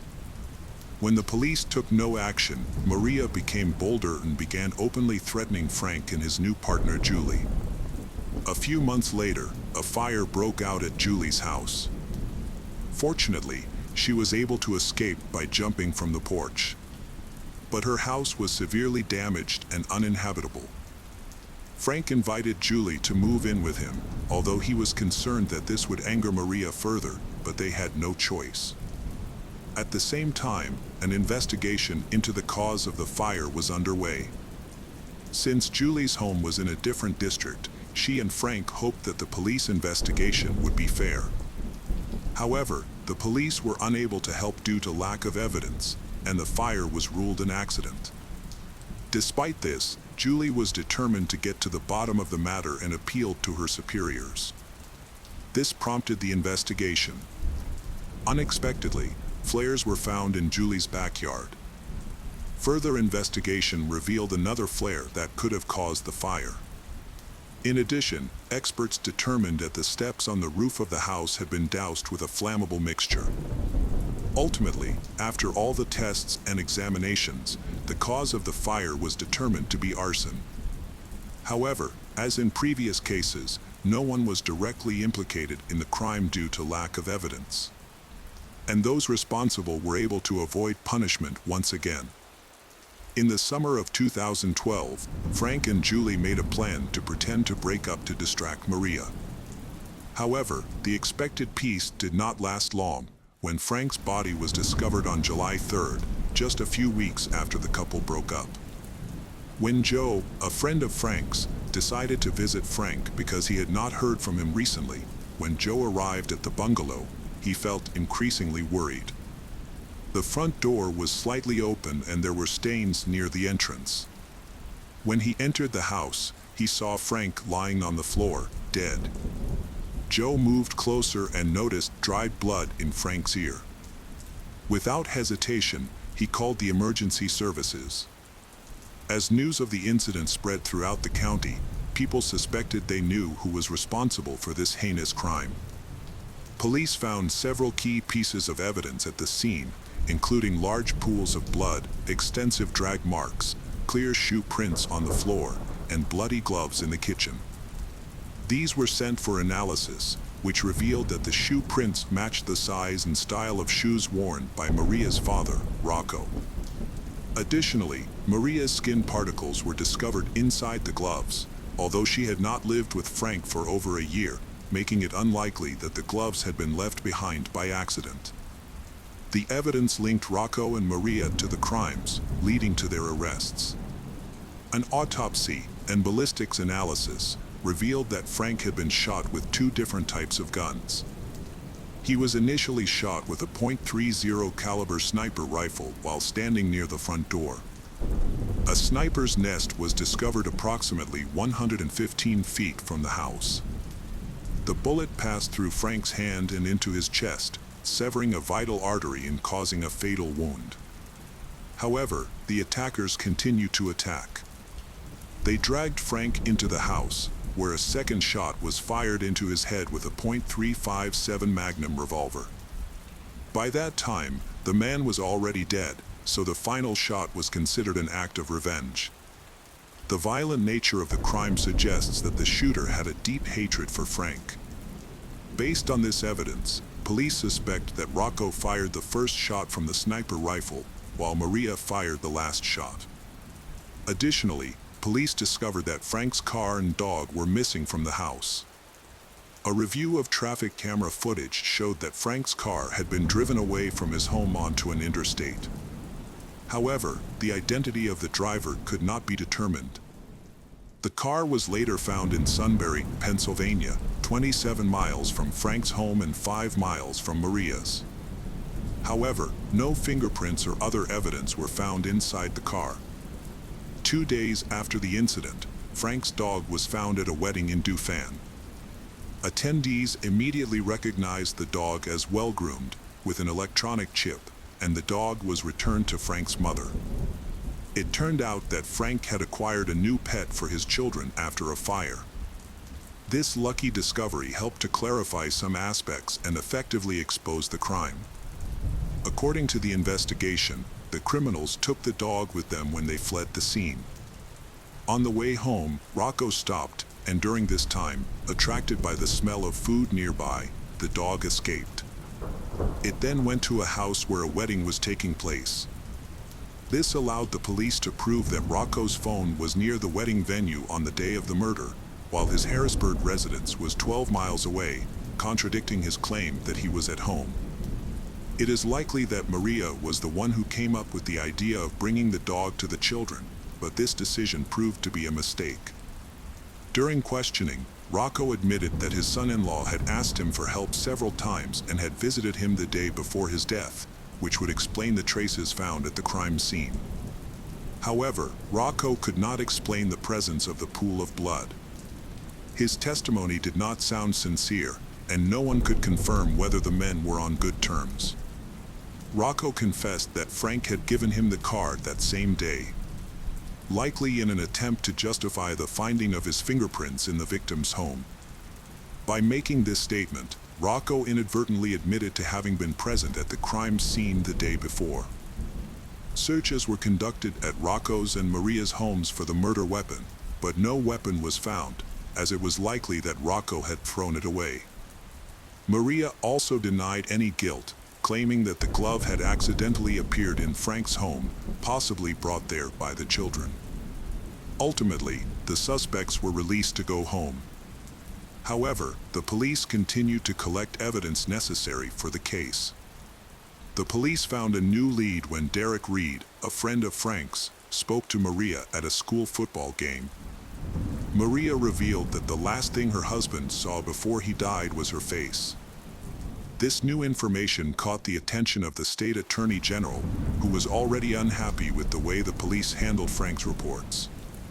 Many people also complained about the matter, and an internal investigation was launched. However, it was difficult to prove that the police had neglected their duties. The police claimed that much of the information Frank provided lacked concrete evidence. The police attempted to determine the guilt of the suspects in the case, as well as their involvement in previous crimes, including stalking. And the major interrogation took place in 2013. Maria and Rocco maintained their innocence throughout the process, denying all 12 charges against them. However, their unwillingness to cooperate with the investigation led to charges of providing false testimony. Prosecutors said that Maria and Rocco arrived at Frank's house together, deliberately not using their own car to avoid attention, instead fleeing the scene in the victim's car. In late 2014, Maria was arrested again. Meanwhile, Rocco escaped. After a final interrogation, he boarded a plane and flew to Colombia. Police considered his actions an escape attempt and evidence of his guilt. For nearly a year, Rocco evaded arrest, but was finally arrested in Buenos Aires, Argentina. He was arrested by local police, and Rocco attempted to fight deportation back to the United States. However, his efforts were unsuccessful, and he was returned to his homeland to face justice. In the fall of 2015, Maria went to trial. Throughout the proceedings, she maintained her innocence and instead blamed her father for the crimes. Maria claimed that she loved Frank and never wanted him dead. However, many witnesses came forward to reveal her true nature, sharing accounts of persistent threats, stalking, and arson. The trial lasted more than a week, after which the jury returned a verdict, finding Maria Spencer guilty on all charges. These included murder, arson, burglary, conspiracy, and menacing. As a result, Maria was sentenced to life in prison without parole, plus an additional 50 years. Court observers said Maria smiled throughout the trial. In a later interview, she explained her behavior, saying, "Because I didn't end his life, I tried to stay positive." A few years later, Rocco's trial began. He was furious about his daughter's accusations. Rocco claimed he was only trying to help his daughter and opposed violence. He wanted to say that Maria was the one who encouraged the crime. Despite his claims, physical evidence showed that Rocco was more involved than he let on. In the fall of 2018, Rocco Franklin was convicted of murder, robbery, and arson. He was sentenced to life in prison without parole, plus 45 years. When he was sentenced, Rocco, 77, blew a kiss to the prosecutor and police, then cursed the judge. Years later, Rocco asked for a retrial, arguing that his defense attorney had been ineffective in his conviction. Maria also tried to appeal her case, but both father and son were unsuccessful. The case of Rudolf Farias. On March 7, 2015, Rudolf Farias walks with his two dogs. Afternoon, his two dogs came back separately to the front door of their home, dragging their leashes, but Rudolf was missing. Despite this, Janie relentlessly followed every small lead to find her son, but she was unsuccessful. Even with the many recent tragedies in the Santana family, Janie stayed determined in her belief that her son would be found. Speculation emerged that Rudolph's disappearance could be connected to his biological father. Rudolph's father, who was a law enforcement officer, was found dead from a gunshot wound in his patrol car. Before this, Rudolph's older brother had died in a car accident, and now Rudolph has vanished, leaving very little evidence to track him down. Janie, a resolute mother, was steadfast in not giving in to hopelessness.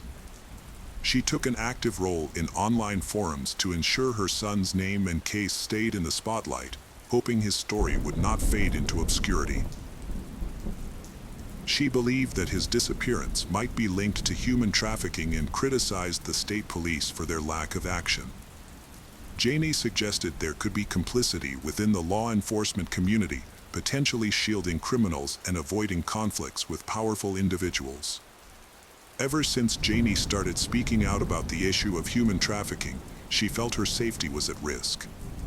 Her fears were confirmed when Rudolph's uncle, Jerry, died in a motorcycle accident on the second anniversary of his nephew's disappearance. Jerry had been actively involved in the search for the young man.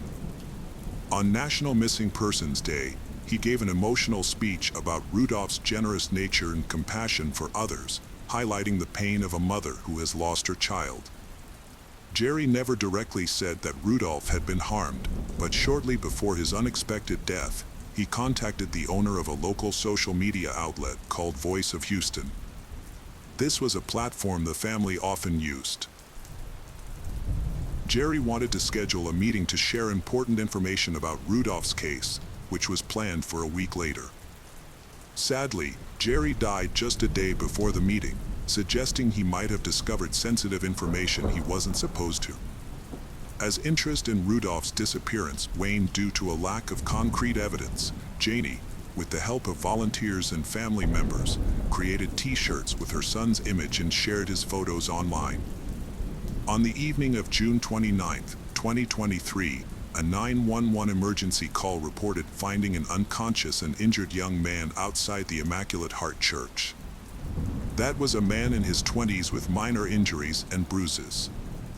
After getting the emergency call, the law enforcement agents were uncertain about the man's identity.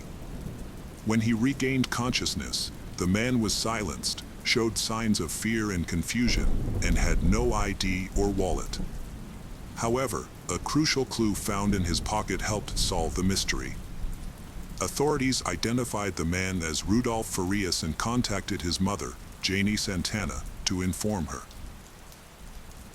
Janie recognized her son by his eyes and confirmed his identity, she quickly moving to his side and staying there constantly. After 8 years of despair, Rudolph's return felt almost miraculous to his family. Although he had not yet spoken to the authorities, it was expected that, once he was settled and at ease with his family, he would share his memory and explain how he ended up near the church, miles from home. Rudolph showed signs of physical distress, including leg ulcers, various cuts and bruises, and dried blood in his hair. However, these injuries could be treated. Janie took to her social media to thank everyone who helped keep the search for Rudolph ongoing. She acknowledged that she didn't have any new information about his whereabouts during the missing years, but was committed to supporting his recovery, his health. She mentioned that trying to discuss his past made him withdraw, become silent, and curl into a fetal position. Despite this, Janie was deeply grateful that her son had returned after such a long time away. Rudolph always kept a pendant of his late brother with him. However, the story took an unexpected turn when a credit card was found in his pocket, issued in Janie Santana's name just 2 years earlier, providing the police with a crucial lead in solving the mystery of his disappearance. Due to Rudolph's 8-year absence, the existence of a relatively new credit card in his mother's name raised important questions. As detectives investigated with Janie's neighbors and family members, they uncovered intriguing information. The local community was stunned to hear on national news about Rudolph's dramatic recovery. They were convinced they had seen him at his mother's house not long before, unaware there was a missing person case related to Janie. The collective surprise was amplified by media stories, especially since the young man they recognized wasn't called Rudolph, but Dolph. Although Rudolph doesn't have a twin, neighbors often describe Dolph as introverted yet approachable. He was frequently seen socializing on the street or joining card games in garages. While gentle and friendly, Dolph always seemed confused and usually walked his mother to her workplace in the evenings. Janie encouraged her son's involvement with the neighbors, suggesting they invite him to dinner or give small gifts to show appreciation for their kindness. Despite Rudolph, which is very similar to Dolph, it puzzled the neighbors how this situation occurred. It was eventually revealed that Dolph and Rudolph were actually the same person, who had been missing for nearly 8 years. However, questions arose. Why were all the news outlets saying that the boy had been found, especially when, according to the neighbors, he never went missing? If his mother knew this, why was she often participating in missing persons forums and posting melancholy updates on social media? Who really is Janie Santana? When Janie Santana met her most recent spouse, she was already a mother to Rudolph, while her future partner had a child from a previous relationship. They were on the path to forming a big blended family. The kids got along right away. Rudolph was thrilled to gain a brother, Charles, who was 8 years older than him. Everything seemed perfect until, a year after the wedding, the husband discovered that Janie was simultaneously married to another man, making this her 5th marriage. After separating from her previous spouse, Janie did not want to complete the divorce process and became hostile toward her partner. She was fined $43,000 for her unlawful actions. Moreover, her siblings sued her for neglecting their elderly mother, Rose, who suffered from dementia and needed constant care. Although the siblings were ready to take care of their mother, Janie convinced Rose that living with her and Rudolph was the best option. Finally, Janie got the right to take care of Rose, but she faces terrible living conditions at Jane's house. Rose lived in an unhygienic environment, forced to sleep on a dirty and wet couch. The house was filled with animal waste because it wasn't cleaned regularly. Rose even had to go to the hospital because of infected bed sores. Jane's siblings tried to talk to Rose, but her mental abilities were impaired. Janie showed no willingness to make changes, leading them to take legal action against Janie for keeping a home that was not clean, safe, or suitable for an elderly person. In court, they claimed she was a compulsive liar who didn't properly care for their mother. However, Janie's attitude toward Rose did not seem loving. Her family believed she was mainly interested in the financial benefits from the state for caregiving Rose. Janie appeared to be a dedicated single mother, but she had unusual habits, especially a strong obsession with social media. She spent her free time focused on her online presence, where she mostly interacted with herself. Janie created several fake profiles to comment on her own posts. She used these accounts to have detailed conversations, asking questions and responding as if she were different people. Her goal was to create the appearance of popularity on her social media, making her profile seem very active. Like many people, Janie enjoyed drama and often turned small matters into big ones. One day, her son Rudolph had a swelling in his leg after visiting the family doctor, who confirmed that the swelling was harmless.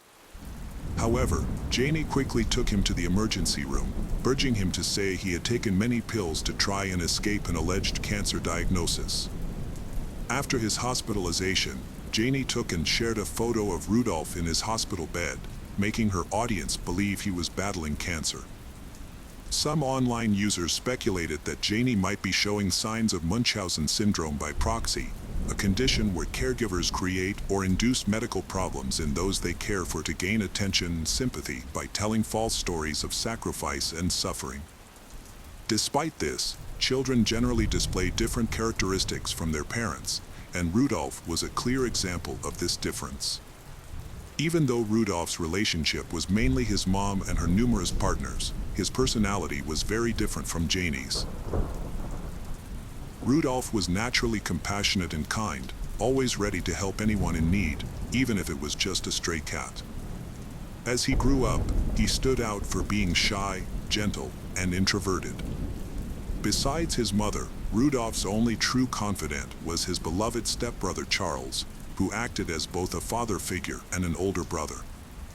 Rudolph looked up to Charles and wanted to follow in his footsteps, especially after Charles joined the Marine Corps. This motivated Rudolph to consider a career in the military as well. On a significant day, while Janie and Rudolph were at home, a phone call suddenly altered their lives. After receiving disturbing news, Janie, in a panic, rushed Rudolph outside. That day, Charles had been in a motorcycle accident near their home. The family, along with their mother, arrived at the scene before the paramedics. At only 13 years old, Rudolph faced the traumatic sight of his older brother dying by the roadside in Houston, an experience that deeply impacted him. On the first anniversary of Charles's tragic death, Rudolph, despite being young, used social media to express his grief. He recalled that it had been a year since Charles went to meet the Lord, regretting not having expressed his affection to him. Rudolph wholeheartedly wished his dear brother would come back. 3 years after Charles's passing, Rudolph's biological father also died, though they had barely had any contact. The father, a former police officer, was found dead in his patrol car. He had been dismissed from the force for falsifying reports and issuing excessive speeding tickets for personal gain. Over 3 years, he had illegally earned more than $150,000 through fake overtime. Facing humiliation and impending legal consequences, and unable to cope with the scandal and loss of his career, Rudolph, who essentially grew up without a father, had to accept the harsh truth that he would never have the chance to rebuild a relationship with him. This realization deeply affected his fragile mental state, stirring up feelings of resentment, sorrow, and anger. By the age of 16, Rudolph had already experienced the loss of 2 important people in his life, his stepbrother and his biological father. Despite having a mature understanding of grief, deep down, Rudolph still held on to the innocence of a child. His relatives noticed that emotionally, he was like a 10-year-old, trusting, gentle, sweet, and naively youthful. Time later, Rudolph suddenly disappeared.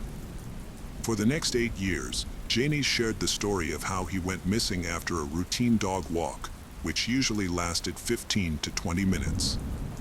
When 2 hours passed without Rudolph returning, Janie felt a surge of motherly panic after hearing barking at the door. She hurried to check and found only one dog, its leash dragging behind it having come back alone. She guessed that Rudolph had gone to look for the other dog, causing his delay. The second dog didn't return until the next morning, but Rudolph was still missing. Janie was very upset when she called the police and accidentally gave the wrong birth date for her son. This caused the officers to think Rudolph was an adult. As a result, they didn't act quickly because they assumed the teenager had simply decided to leave home on his own. The search focused on the usual route Rudolph would take, where they found a backpack with notebooks and an asthma inhaler. Janie confirmed that these items belonged to her son, although there was no sign of criminal activity. The detectives considered the teenager missing, and Janie assumed the role of a worried mother. She quickly made and distributed posters with her son's picture all over the city, rallying the support of the police, family, friends, and the general community in the search effort, who showed empathy and offered their help. Over time, the story of Rudolph's disappearance faded as law enforcement personnel changed and the community moved on with their lives. Janie was the only one who remained dedicated to finding her son. She created a webpage for Rudolph's search, appealing to the public's empathy and raising over $2,000 in donations to support the effort. Over the years, as official investigations made little progress, Santana began using online forums and social media to express her worries. Feeling something was seriously amiss, she expressed her intention to travel to a town on the USA-Mexico border, believing that Rudolph had become a victim of human trafficking. She decided to embark on a personal quest to rescue him. Janie described the trip to her family and friends as dangerous and challenging, and she even started a fundraiser to pay for it. However, those who knew her suspected that Janie might be using Rudolph's situation as an excuse for a short vacation and a way to collect money. They had backed her before in similar ventures, dropping everything to join her in her travels whenever rumors of Rudolph's sightings popped up across the country. After each fruitless search, Janie would lament on social media the pain of being separated from her son, pleading with guardian angels to protect him while she was away. Through her posts, she would speak directly to Rudolph, expressing how much she missed him. Meanwhile, as she crafted these sorrowful tales, Rudolph was actually at home for 8 years. Janie had isolated him, keeping him behind a locked door. Although not physically chained, Rudolph experienced psychological imprisonment, losing his freedom. Rudolph became disheartened by the way he was treated at home, feeling that he were deeply disrespected, leading Rudolph to decide to escape. His attempt to break free took about 24 hours. By the next day, he was back home, a detail only Janie knew. It seemed like the mother had used this incident both as a punishment and as an opportunity to draw attention to herself. After a long walk with the dogs, during which he was gone for several hours, Rudolph wanted to apologize for the worry he had caused. But Janie told him that he was now wanted by the police. She made up a story about him getting a speeding ticket days before, and with his disappearance already reported, she hinted that the authorities believed he was avoiding legal consequences. Now labeled as a criminal, Rudolph, with no legal knowledge and trusting mother. Thus, he spent the first day locked in his room, which turned into a week, then a year, under his mother's manipulative influence. Every time visitors came, Rudolph would retreat to his room and remain completely silent, a prisoner in his own home. Rosa, Rudolph's grandmother, knew he was present and tried several times to tell her children. However, Rudolph's aunts and uncles ignored her, thinking she was just confused due to senile dementia. After the case was settled, Janie let her son go out occasionally to visit the neighbors, but now she called him Dolph. The missing person posters showed his photo at 14, so it's no wonder many didn't recognize him. His mother thought a childhood photo would evoke more sympathy from people. Sometimes, she'd give him her credit card and send him to the store to buy groceries or other things to keep him from realizing she was using him. Janie secretly added illegal substances and sedatives to his meals, which made him feel slow and unable to think clearly. She kept threatening him with jail and the police, so he reluctantly remained at home. There were many rumors about Janie's inappropriate behavior with her adult son. She would enter his bathroom without knocking and make Rudolph lie with her under the blanket without clothes. However, Rudolph suggested there were some intimate moments between them. He felt that his mother still treated him like a child and just acted as though he were her husband. The family also saw Rudolph in town more than once and reported it to the police. Uniformed officers would come to Janie's house and even look inside, but without a warrant, they couldn't enter. During this time, Janie acted calmly, not raising any suspicions among the officers. The cops would leave, saying the tip was false. No law enforcement officer, no family member, nobody could have imagined that Rudolph had been quietly living under his own roof, rarely going out. After enduring 8 years of being stuck at home, Rudolph came up with a plan. In the middle of the night, he grabbed his mom's car keys and credit card and sneaked out without a clear destination. Even though he hadn't driven in 8 years, he only managed to be behind the wheel for a few minutes before crashing the car, ending up with numerous cuts and bruises. He left the keys in the car and continued on foot until he reached a church. Exhausted, he collapsed. Janie posted a photo of Rudolph in a hospital bed on social media to gain sympathy. This picture was taken 8 years ago when he was hospitalized for a leg tumor. The authorities quickly tried to move Rudolph to a hospital, but his mother convinced them that his condition would worsen there, so she decided to take him home instead. In truth, she was worried that Rudolph would reveal the truth when he woke up. On July 5, 2023, Rudolph gathered enough courage to speak up and confided only in a local activist named Quell, known for advocating for the rights of discrimination victims. Quell helped people share their cases through media coverage and negotiations with law enforcement. Despite Janie's constant interruptions during the conversation, Rudolph managed to express his side of the story. Eventually, it became clear that Janie's presence was hindering the dialogue, and she was asked to leave the room. Rudolph showed signs of self-harm, reflecting the impact of his confinement. Despite feeling uneasy sharing a bed with his mother, he stressed his lasting love for her. Quell publicly expressed that a mother who did such things should face consequences for her actions and was surprised that Janie was not yet arrested. Quell was deeply moved by Rudolph's story. However, that very night, Rudolph went back home with his mother. Janie, trying to manipulate him emotionally, threatened to harm herself unless Rudolph withdrew his statement to the police, not knowing their conversation was being recorded. Meanwhile, Janie stuck to her false story. At a press conference, the police announced that they would not press charges against Janie for now, due to insufficient evidence of her wrongdoing.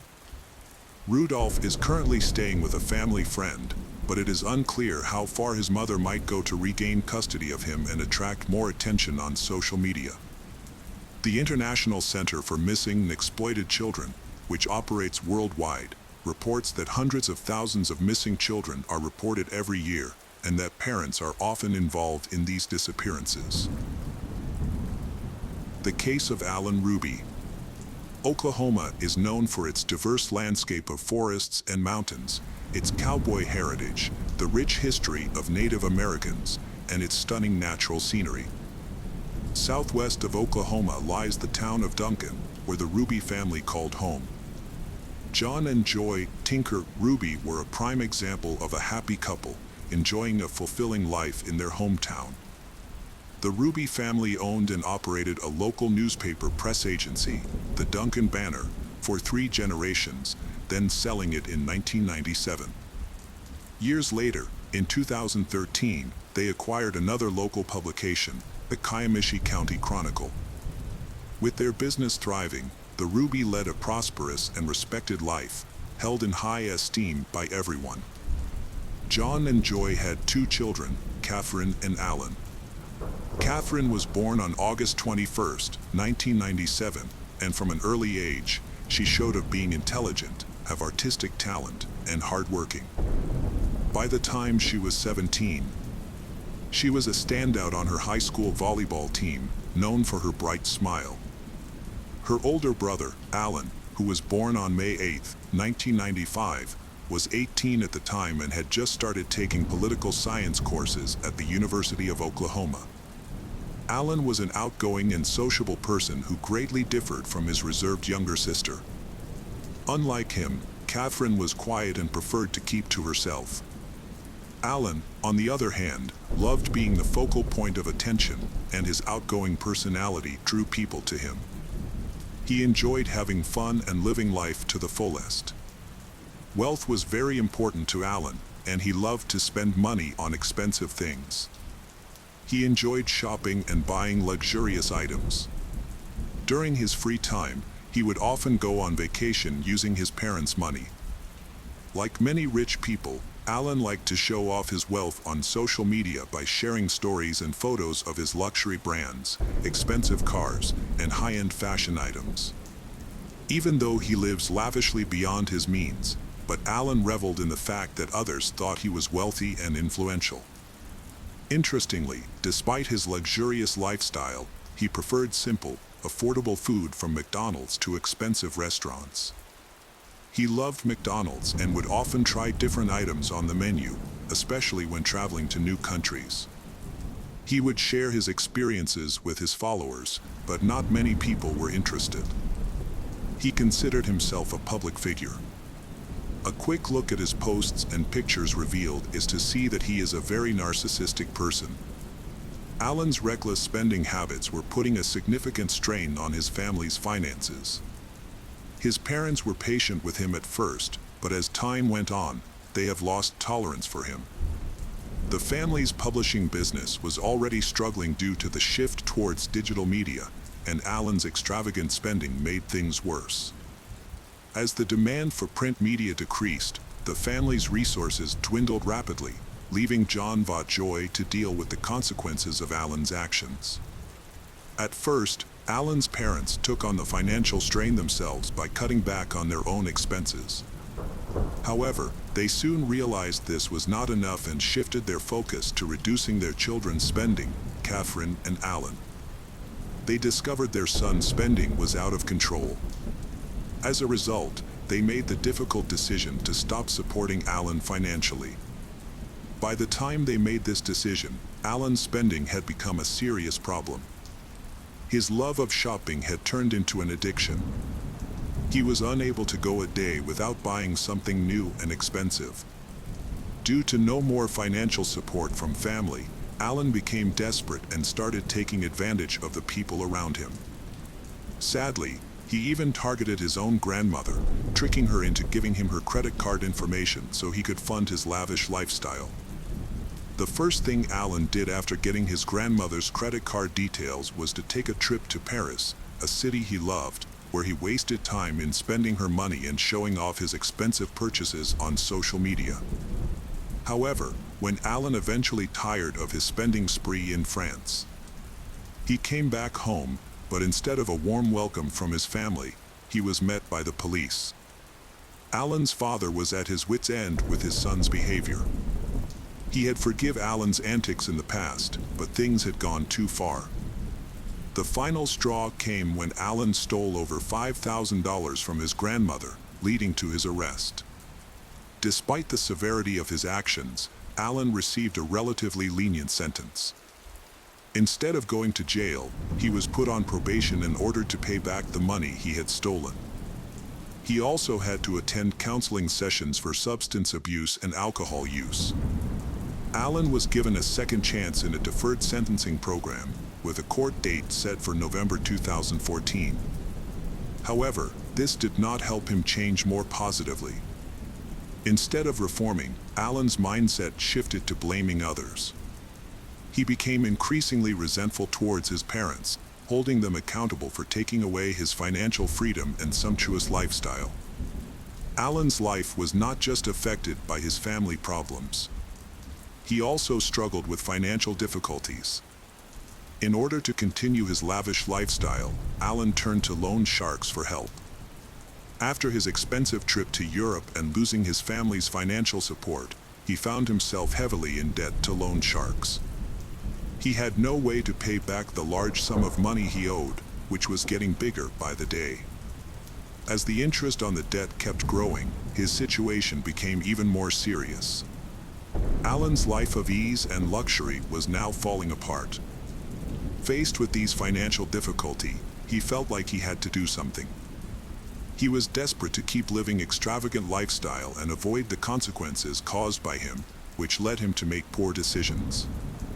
Alan came up with a plan to get a large sum of money to solve his financial problems. He thought he could do this by taking out life insurance policies on his family members and then waiting for them to die. However, there was a major obstacle. His parents were young, healthy, and not likely to die anytime soon. Nevertheless, Alan was desperate to get his hands on his inheritance and was willing to consider harming his parents, and possibly his younger sister, to achieve this. He believed his family had treated him unfairly and thought that by eliminating them, he can solve his problems and can spend freely without worry. On Thursday in October 2014, John left home for a brief period to run some errands. This was exactly the opportunity his son Alan had been waiting for. While his father was away, Alan secretly took the family car keys, retrieved his father's handgun from the vehicle, and brought it back into the house. As he re-entered the house, he spotted his first target, his mother, Joy, who was sitting at the dining table, completely unaware of the danger approaching her from behind. In a split second, Alan pulled the trigger, ending her life instantly. After being shot the first time, Joy did not die and fell to the ground. This led Alan to shoot a second time.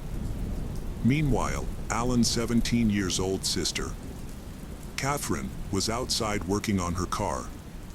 When she heard the noise from the shots, she quickly ran inside to see what was happening.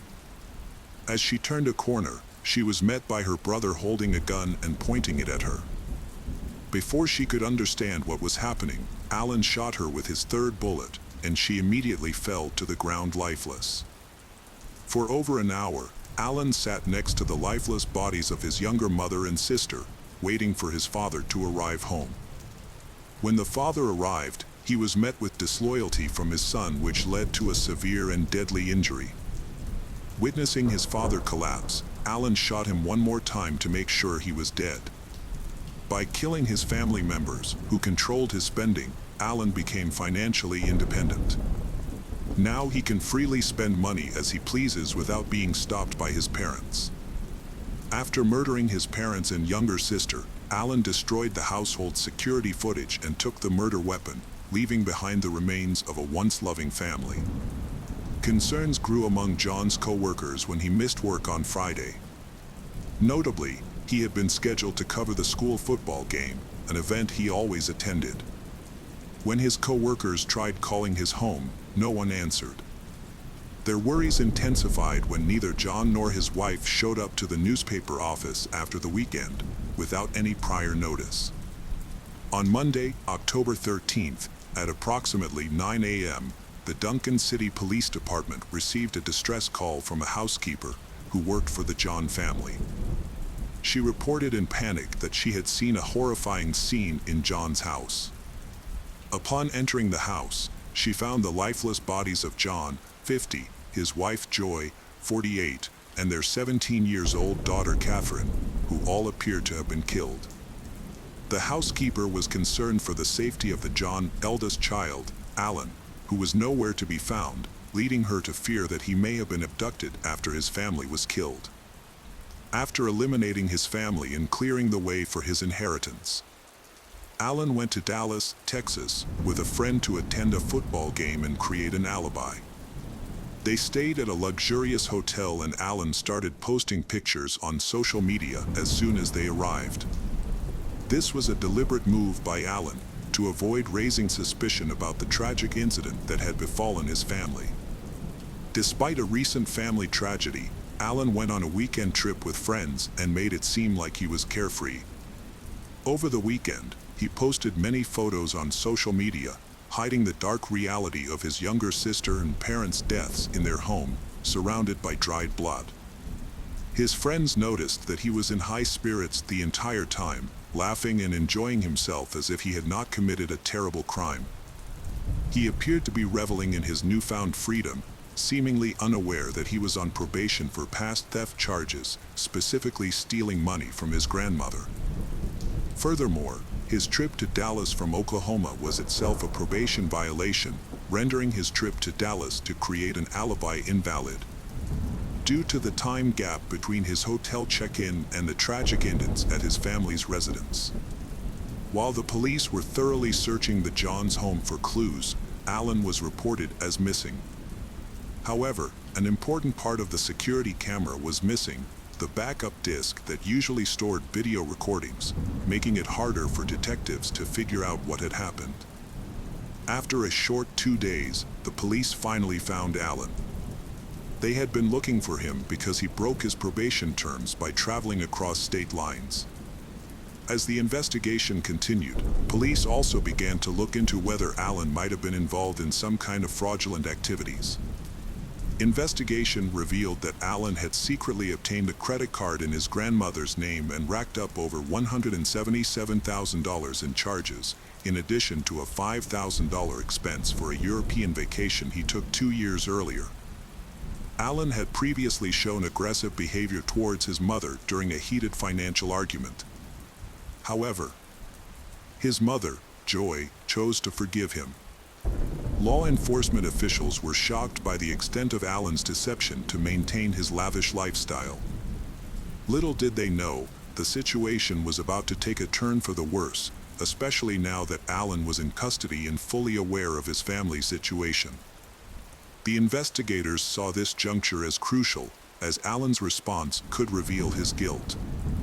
The police carefully observed his reaction, which was overly dramatic, with loud crying and excessive displays of sadness.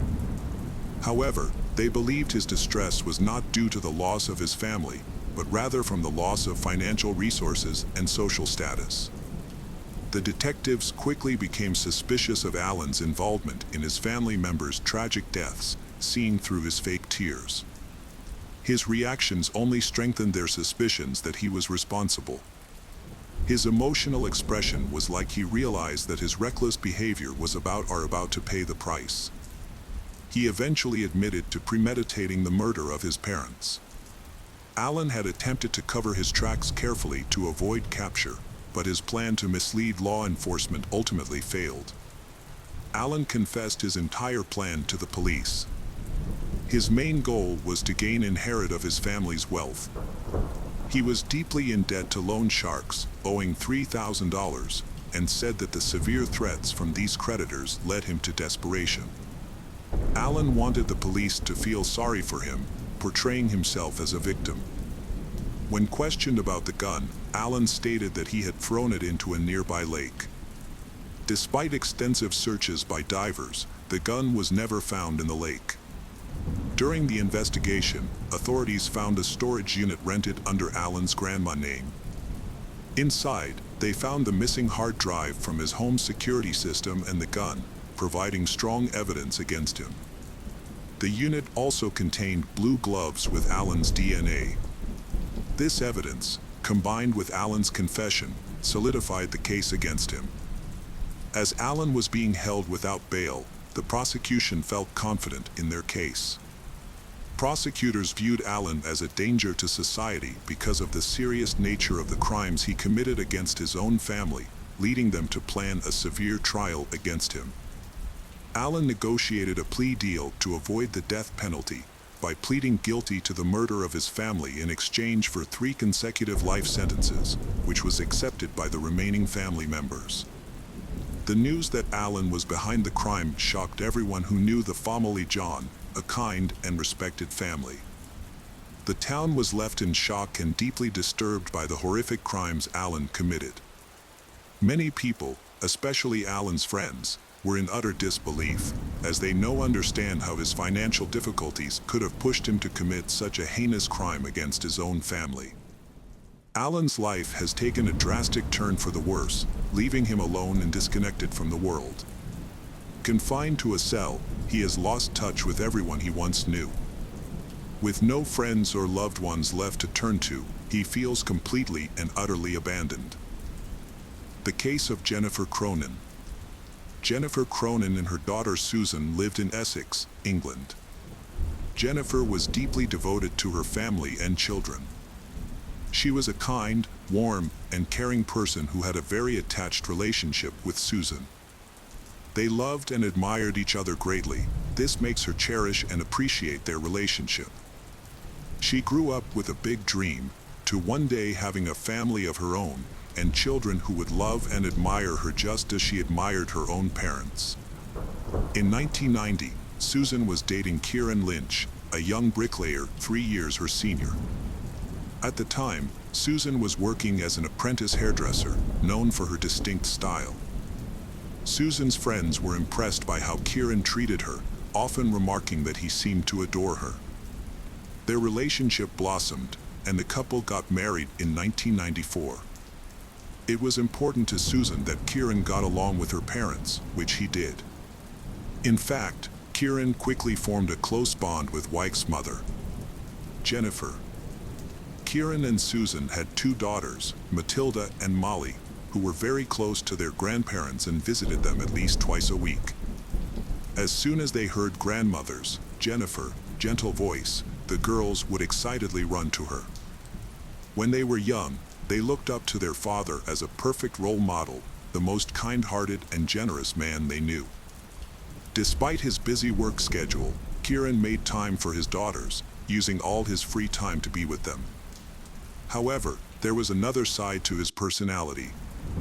He was highly competitive and always strived to be the best in everything he did and had a desire to be in control, creating a perfect image of their family. Kieran struggled to cope with the stress of supporting his wife and 2 daughters. As a result, he often lashed out in anger, damaging things and creating chaos. Over time, his behavior worsened, especially when he had been drinking. His temper tantrums became more aggressive and intense, causing his daughters to view him in a different light. They vividly remembered the incidents when their intoxicated father would shout, criticize, and eventually turn violent, smashing plates, slamming doors, and overturning furniture. In times of turmoil, the girls would find a safe haven, hiding from their angry father until he fell asleep. They moved quietly around the house, making sure not to wake him. After these tantrums, Kieran would often feel guilty and try to make amends. He would fix the things he had broken the day before and attempt to explain why he had acted that way. He would sincerely apologize to his wife and daughters, promising that it wouldn't happen again. However, he never changed, and then the same thing happened again and again. Like many people experiencing domestic violence, Susan felt deeply ashamed and humiliated, which led her to conceal the turmoil at home from everyone. Despite trying to appear strong in front of her daughters, Susan would often break down in tears at night, confused and hurt by the transformation of her loving partner into an overbearing and controlling presence. Whenever Kieran came home in a bad mood, Susan and her daughters would make to close the windows so the neighbors wouldn't hear the loud arguments. Even the smallest thing could make Kieran become angry.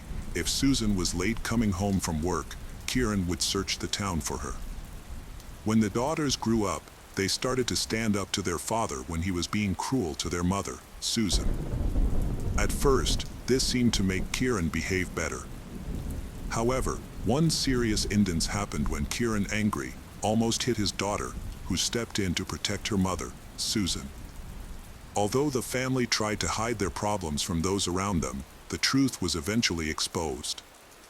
In 2015, people close to Kieran noticed a significant change in his behavior and appearance.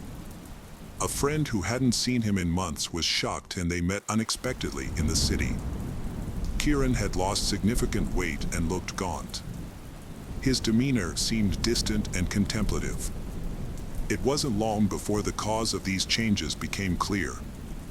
While doing laundry, Susan found a packet of white powder in a small tube in Kieran's work clothes that she was washing. This discovery explained Kieran's recent erratic behavior, and it filled Susan with fear. Susan confronted her husband via text, lamenting his choices and saying he valued them more than family. Kieran didn't make any excuses but instead asked Susan not to discuss the matter with their daughters. When a large amounts of money started to disappear from their credit card, Susan tried to talk to Kieran about it, but he became defensive and aggressive. As a result, the home environment became increasingly tense and strained. Kieran's behavior becomes more and more scary. One time, while their daughters were away, he put a knife to Susan's throat and threatened to end both their lives. On another occasion, he set up a noose in the attic. As these frightening incidents grew more frequent, Susan realized that if she didn't act, the situation could have disastrous consequences. Despite her desire to protect her family, Susan found it hard to open up to her own mother, Jennifer, because she doesn't want her mother to be sad. However, Susan knew she had to take decisive action to change their situation. In November 2016, after 24 years of marriage, Susan and Kieran decided to separate. Kieran made the difficult decision to leave the family home and move back in with his parents. Susan understood that this was for the best, because their daughters are grown up and they should no longer endure their father's noisy arguments. Her top priority was the well-being of their children. The separation occurred with minimal conflict, and Susan was relieved, although she also felt guilty for not taking action sooner. However, little did Susan know that Kieran had no intention of giving up. After Kieran left, as the tension in the house finally dissipated, life started to get better, and for the first time in a long while, Susan felt happy again. She and her daughters were able to have normal conversations, watch movies together, laugh, and enjoy life without any stress. The worry about how Kieran would behave when he came home from work was gone. Susan realized that she was still attractive for men, and her confidence grew over time. People noticed that Kieran seemed to be moving on with his life, and Susan was glad that he had made some positive changes. Even though they were no longer together, Susan appreciated that Kieran was still a part of his children's lives. Susan had a tough time in her past relationships, so she was hesitant to get close to someone new. That was until she met Mike. As she slowly opened up to him, she shared stories about her previous, including her difficult past with her ex-husband, Kieran. To move forward, Susan knew she needed to finalize her divorce. Despite being nervous about Kieran's unpredictable behavior, she decided to take the first step by texting him to meet at a cafe to discuss their divorce. To her surprise, the encounter went smoothly. Kieran seemed to accept the idea of a divorce. And for once, they had a friendly conversation, reminiscing about their past experiences.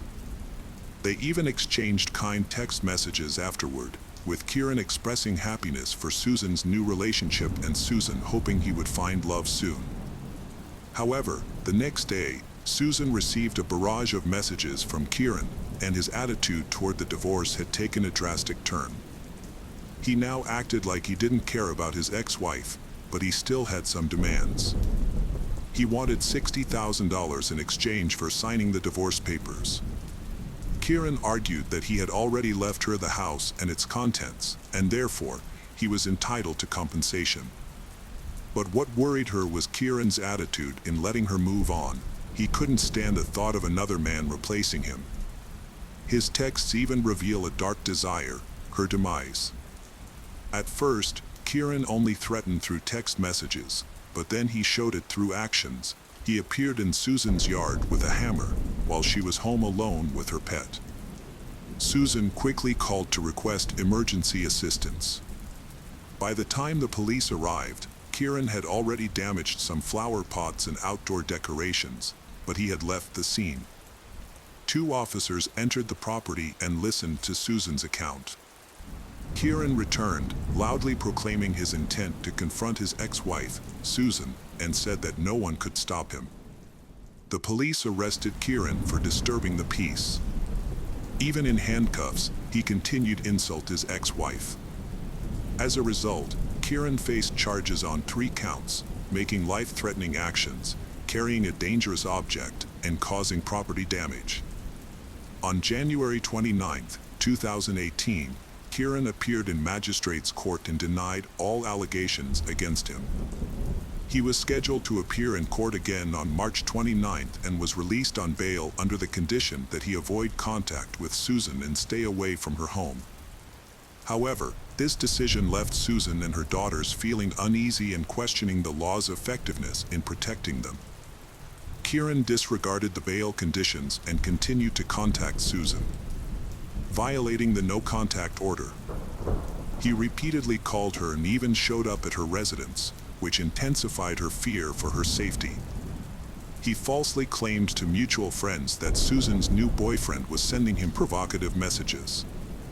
Kieran also targeted his daughters by contacting them, knowing they would inform Susan about his actions. Susan was on high alert at all times, worried about leaving her children alone due to Kieran's persistent calls, which sometimes exceeded 80 a day. These frequent calls often involved threats of him showing up at her location. When Kieran failed to comply with his bail conditions, Susan contacted the authorities again. During this time, Kieran made a concerning call to the emergency services and revealed that he tried to end his life but did not have the courage to do so. A team of psychologists and police officers was sent to engage with him. Upon their arrival, Kieran assured them he was fine, and as a result, he was advised to schedule an appointment with his family doctor. At the time, he did not appear to have any mental health problems. Kieran continued to harass Susan and family with calls and messages. He took invading their personal space. He snuck into the garage and cut off the power supply. He also tampered with the garden hose at Susan's mother's, Jennifer, house and would sometimes lurk under the windows at night. His actions caused fear in Susan, their daughters, and even her elderly mother, Jennifer. Despite Susan's repeated pleas for help, but the police were of no help to her. When they arrived, they took statements and promised to make and arrest Kieran, but they failed to do so. The police considered this a normal dispute between people going through a divorce, and they did not realize the seriousness of the situation. However, things took a darker turn when Kieran contacted his eldest daughter and made threats to sexually assault her. When Susan found out, she was horrified. The police launched a search for Kieran at his home but couldn't find him. They advised Susan and her daughters to go to a friend's house or to Jennifer's house to avoid having to stay home alone. Youngest daughter Matilda stayed at a friend's house, while the oldest daughter, Molly, went to visit her grandmother, Jennifer, who lived alone after her husband passed away. Molly and her grandmother, Jennifer, spent a peaceful evening together, watching TV, drinking tea, and chatting. For a short time, they were able to forget about Kieran's threatening behavior. However, when they went to bed, the phone started ringing. When Jennifer answered, there was complete silence on the other end, and she thought it was a wrong number. Nevertheless, the phone continued to ring repeatedly. Susan and Molly were anxious and uneasy due to the phone calls this continuous. Molly felt like someone was hiding in the garden. A shadowy figure appeared outside against the dark background. For safety, Molly locked themselves in the bathroom with Jennifer. It was around 2 a.m. Meanwhile, Susan's phone was flooding with more calls and texts, so she also contacted the police for help. Unfortunately, the police had limited resources and couldn't keep a constant watch for the person making the calls. They advised Susan to turn off her phone and make sure all doors and windows were securely locked. In the past 24 hours, the police had received 6 ask for help calls. However, the authorities claimed they didn't have enough personnel to send a patrol. On March 13, 2018, as her granddaughter left the house, Susan decided to visit her mother, Jennifer. She wanted to offer her mother comfort and reassurance, and she promised her mother that she would not stand by while her family was bullied and threatened by someone who did not accept their divorce. At 72, Jennifer stepped out into the garden with her dog, enjoying the warm daylight. From inside, her daughter Susan watched with a smile, happy to see her mother happy. Abruptly, a loud noise was heard from outside at 10:48 a.m. Kieran entered the garden with a container of flammable liquid. He yelled angry insults at his mother-in-law, Jennifer. Then he approached Jennifer, pouring the liquid on her head, face, and back. Jennifer was terrified and screamed as he continued. Susan quickly called the emergency services, asking for help. The operator told her to run out into the street to get away from Kieran, which she did right away. Susan sprinted to the end of the street and looked back, but no one was chasing her.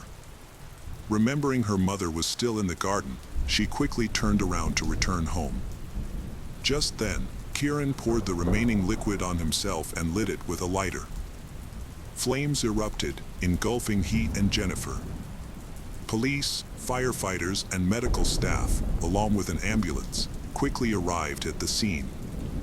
When Susan returned to her mother's garden, she was horrified by what she saw. Her mother and Kieran were badly disfigured.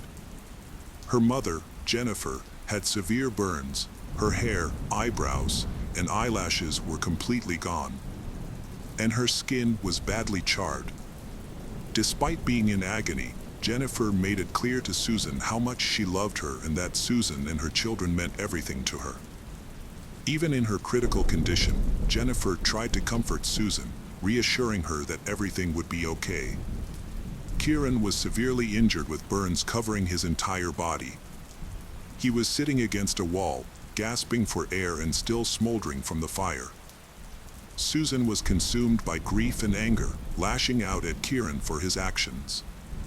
She was struggling to understand how the man she once married could cause so much harm to her mother, whom she loved and protected dearly, and couldn't fathom how their relationship had ended in such a tragic way. Kieran was arrested on suspicion of trying to kill Jennifer Cronin. Both Kieran and Jennifer were taken to the hospital with serious injuries. A few hours after the attack, Susan was called in for an interview to help figure out what happened. It was discovered that Kieran had doused himself and Jennifer with a flammable liquid and set them on fire in the garden. Kieran, a 50-year-old man, was going through a difficult divorce from his wife, Susan. She had repeatedly informed the authorities about his aggressive behavior, which was made worse by his use of illegal drugs. However, due to a lack of police resources, the situation spiraled out of control, leading to disastrous consequences.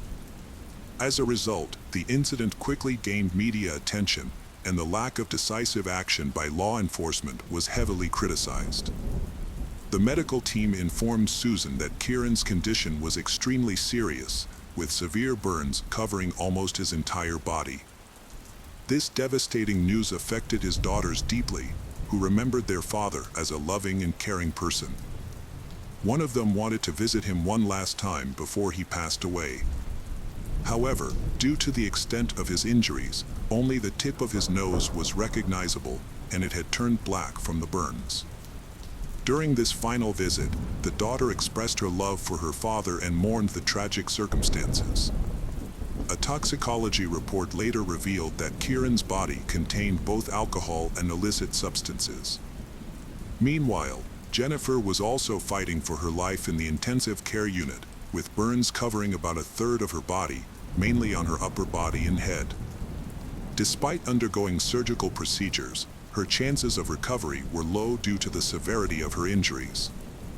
Susan visited her mother, Jennifer, in the hospital frequently, where she saw her mother's immense suffering. As the situation seemed hopeless, Susan had come to accept that her mother's passing was near and wished for her to be with her late husband, free from pain and discomfort. Unfortunately, Susan's mother only had a short time left. After 17 days, she passed away on March 30, 2018, at 1332, with her family by her side. Although her time was almost up, her face remained peaceful. Susan held her mother's hand as she took her last breath, bringing an end to her mother's life on Earth. On January 21, 2019, an in-depth investigation began at County Hall in Chelmsford, aiming to understand the incidents that led to the deaths of Jennifer Cronin, 72, and Kieran Lynch, 50. Susan, who was deeply affected by these losses, initially felt angry towards her ex-husband, Kieran. However, the investigation showed that law enforcement did not handle the situation well, so Susan's anger shifted towards them. Although Susan was aware of Kieran's unstable behavior, she had not anticipated that it would result in harm to her family. Susan publicly expressed her dissatisfaction with the authorities' handling of their situation, criticizing the police for their inadequate response and unkept promises. Specifically, she pointed out that Kieran's failure to be held accountable for breaching his bail conditions contributed to the tragic outcome of Jennifer's life. Susan hoped that this incident would serve as a lesson to the authorities, preventing similar tragedies from occurring in the future. She emphasized that the police have a fundamental responsibility to protect and serve the community, a duty that she felt was severely neglected in her family's case. The case of Bonnie Craig. Bonnie Craig was born in Calgary, Canada, on March 30, 1976. Her biological father played a small role in her upbringing, as Bonnie and her older brother Jason were lovingly raised by their stepfather, Gary Campbell. Gary treated Bonnie and Jason as his own children. When Bonnie was 5 years old, Gary and her mother Karen had a son named Adam. 2 years later, a younger sister named Samantha was born, and she quickly became Bonnie's close companion. Bonnie loved to dress Samantha in fairy tale costumes and teach her everything Bonnie had learned. Gary, the head of the family, worked in the oil industry, which required him to move frequently to different locations. As a result, Bonnie was used to changing schools, having attended 6 elementary schools and 2 high schools, which taught her to adapt to new environments and make friends easily. During her childhood, Bonnie lived in a variety of climates. From sunny California with its outdoor pool to snowy Anchorage, West Texas, and finally back to the beautiful landscapes of Alaska. However, Karen and Gary's sudden divorce marked a significant change for the children. Samantha and Adam began alternating between their parents' homes. Bonnie focused on her studies and various extracurricular activities, including swimming, diving, horseback riding, writing poetry, and playing the violin and viola in the school orchestra. However, life continued to present her with unforeseen challenges. While she was trying to come to terms with her parents' divorce, tragedy struck when her best friend died in a drunk driving accident, a tragedy that profoundly changed Bonnie's outlook on life. She pledged to abstain from drinking and driving, and she was so concerned about the risks of driving that she decided not to get a driver's license for fear of getting into an accident. Instead, she chose to walk or take public transportation, to raise awareness about the dangers of drunk driving. After graduating from high school, Bonnie moved to Anchorage to study psychology at the University of Alaska. At the same time, her boyfriend, Cameron Miyazaki, was studying architecture at the University of California at Berkeley. Despite the physical distance, they kept in touch by phone and exchanged emails regularly. Bonnie's home life became crowded as her mother began a new relationship with Jim Foster, who brought her 3 children with him. In search of more independence, Bonnie decided to move in with her stepfather. The move was strategic, as it put her only a 15-minute drive from college. Keeping her vow, she took public transportation to class 3 times a week, enjoying brisk walks to the bus stop under the clear blue Alaskan sky. She also balanced her studies with a part-time job at Sam's Club. Her life was filled with purpose, ideals, and passion. On the morning of September 28, 1994, Bonnie left her stepfather's house and headed to the bus stop to attend college classes. That day, a student at the University of Anchorage was taking scenic photos on a hiking trail in Chugach State Park, about 15 miles from Bonnie's house. The park was especially beautiful at this time of year due to Alaska's mild temperatures, long daylight hours, and beautiful scenery. As the student adjusted her camera lens, she noticed something unusual in the water near the cliff's edge, a striking blue object. Upon closer inspection, she discovered a heartbreaking sight, a woman floating face down in shallow water. She immediately called the police to report the incident. The McHugh Creek section is difficult to access except from the cliff top or along the stream for miles, suggesting a tragic accident.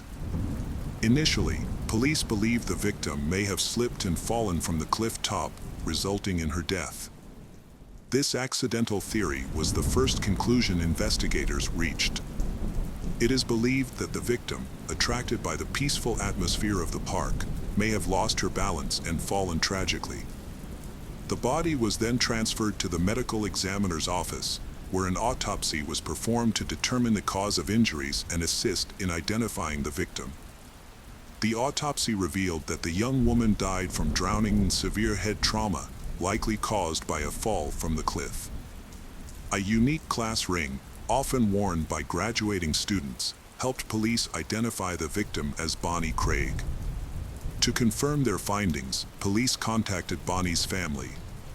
Karen, Bonnie's mother, is on a short trip to a coastal town to attend a relative's wedding with her husband, Jim, who spent his childhood there. The trip is significant because Karen will meet Jim's parents for the first time. Karen is having a wonderful time with her future in-laws, laughing and sharing stories. But she has no idea that tragedy has struck her beloved daughter, Bonnie. A knock on the cruise ship's door at 3 a.m. shatters the peaceful atmosphere. When faced with the heartbreaking news, Karen initially refuses to believe it, thinking it's a cruel joke. It's unthinkable that her responsible daughter would be alone in the park instead of attending college classes. The news of Bonnie's death from the police has left Karen devastated. Karen has spent the past 3 years working undercover for the Anchorage Police Department. After graduating from the police academy, she specialized in drug trafficking cases. Her colleagues deeply respected her problem-solving skills, which she had developed over years of dedication to her job. However, Karen's dedication extended beyond her work to her family. Her undercover work often required a difficult balance between her two roles. Karen instinctively questioned the initial ruling that Bonnie's death was an accident, and her priority was to turn the investigation over to her own department. Believing that there was more to her daughter's tragic death, she asked the police for detailed information about the circumstances surrounding the incident, including whether Bonnie had shown any signs of sexual violence. However, the police noted that Bonnie had been found fully clothed. Karen knew that a more thorough investigation was needed. Her daughter, Bonnie, was responsible and trustworthy, always kept her promises, and she didn't even have a driver's license, so it was difficult to understand why she was alone and miles away from home during school hours.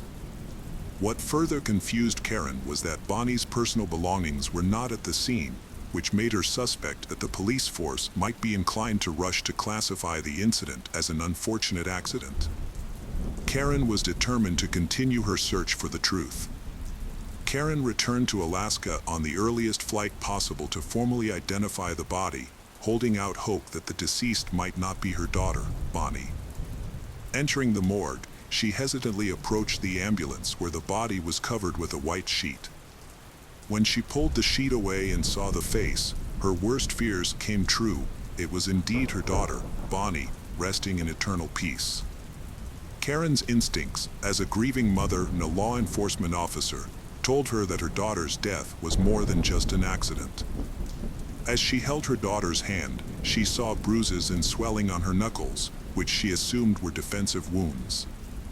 Karen wanted the police to record this evidence, believing it could be crucial in finding clues before her daughter was buried.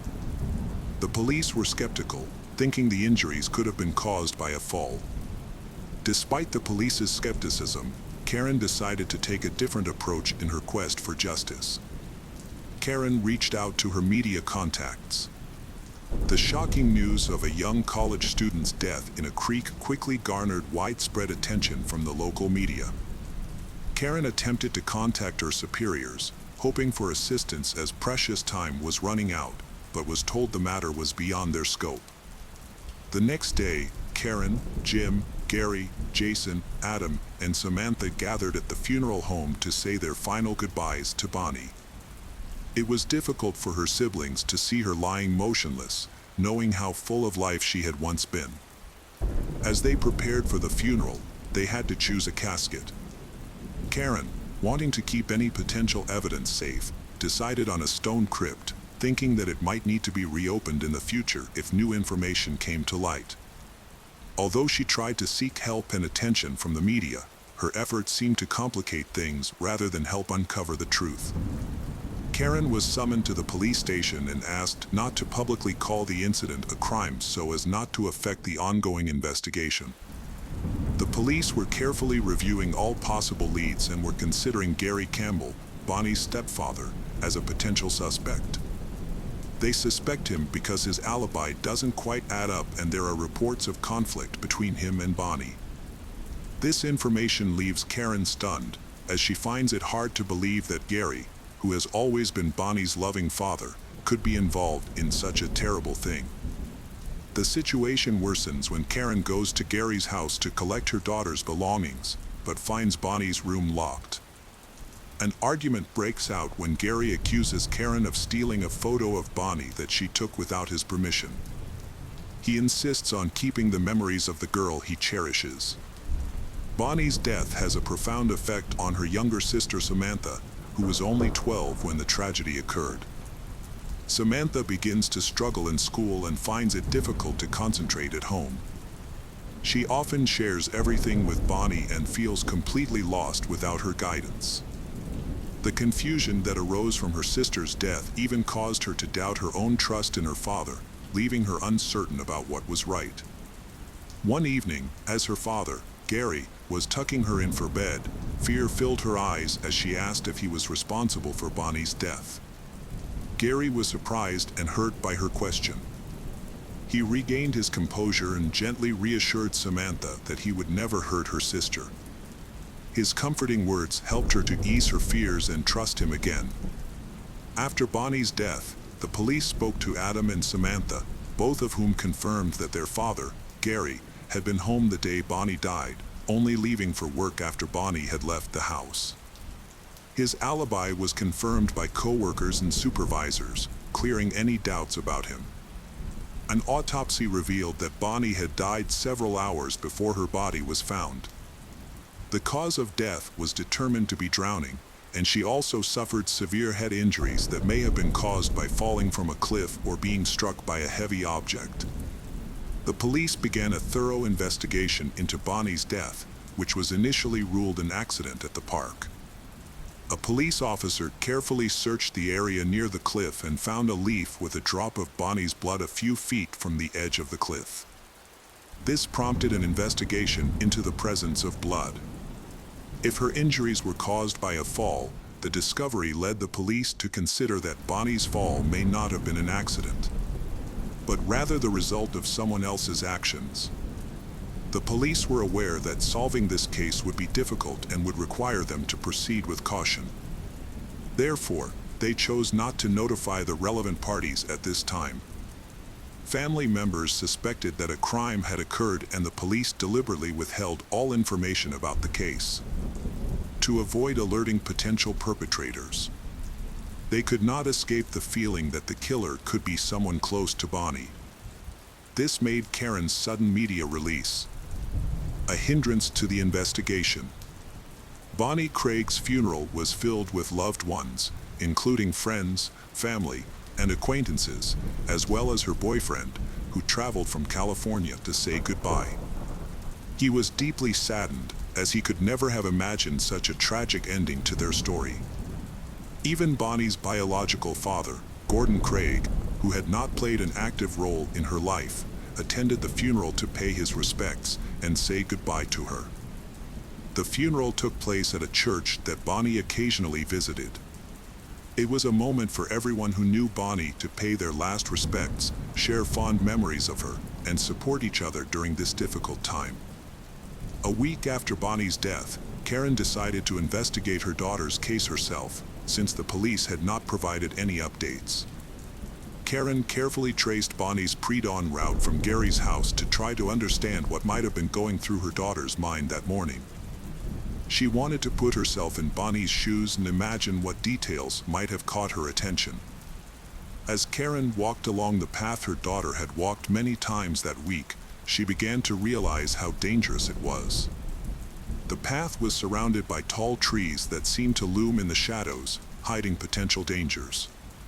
Karen wondered why Bonnie didn't ask her stepfather to drive her to the bus stop, and why she never mentioned the dangerous path she had walked every day. She later learned that Bonnie felt the same way, not wanting to worry anyone and wanting to be independent. Bonnie was prepared and carried pepper spray, believing that she could protect herself if necessary.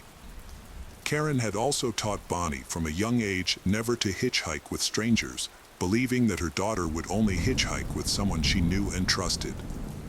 When the walk yielded no clues, Karen drove around the area, looking for any of Bonnie's belongings that might provide clues to the investigation. Unfortunately, she found nothing. In January 1995, Karen contacted the sergeant in charge of Bonnie's case directly to ask if her daughter had been sexually assaulted. The sergeant was forced to tell her the truth. Karen was allowed to see the results of Bonnie's autopsy, on the condition that they remain strictly confidential. The autopsy revealed that Bonnie's body was fully clothed, but she had injuries to her genitals and male DNA was recovered from a swab. This information must be kept confidential because the source of the DNA is still unknown.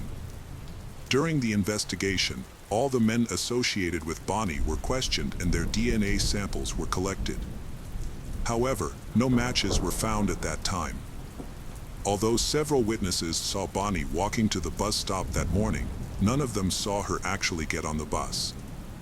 The question of how Bonnie ended up in Chugach Park, more than 10 miles from her home, remains unanswered.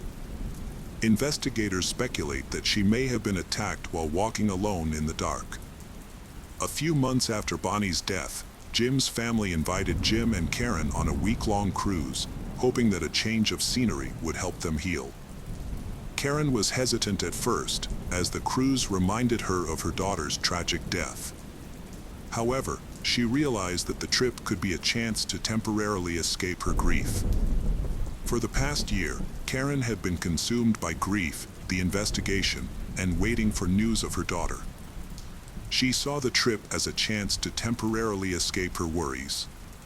Karen, Jim's brother Ken, and Ken's wife spent the week enjoying the sights and sounds of the ocean. When they returned to the dock, they received word from the Coast Guard that their family had attempted to contact them about an emergency. Karen immediately became concerned that it might be about one of her children. However, this time the bad news was about Jim and Ken's father, who had suddenly died of a heart attack. The news was especially shocking because the family had just celebrated their father's 63rd birthday, when he had seemed healthy and happy. Unfortunately, this was the second time the family had received heartbreaking news after returning from a boat trip. Karen's remaining children had a hard time coping with the loss of their sister Bonnie and the impact of their mother's relentless pursuit of justice. As the investigation into Bonnie's death became the focus, the children often felt neglected and deprived of the care they needed. Karen struggled with the moral dilemma of balancing her love for her children with her commitment to seeking justice for Bonnie's death, despite the possibility that the case would never be solved. Over time, Karen's children grew up and started families of their own, bringing her immense joy as a grandmother. Amidst these life changes, her youngest son Adam underwent a cornea transplant to improve his increasingly poor eyesight, which unfortunately resulted in blindness in one eye. Karen's personal life went through many changes. She married Jim, but unfortunately their marriage ended in divorce after 3 years. The family faced more difficult times, including the loss of Karen's brother and mother, who battled cancer. Throughout the ups and downs, the sadness and grief of losing Bonnie continued to have a lasting impact on Karen's life. The family experienced a great deal of emotional pain, including sleepless nights, anxiety, anger, and deep depression. On January 5, 2007, 12 years after Bonnie's death, Karen set off on a round-the-world trip with a friend.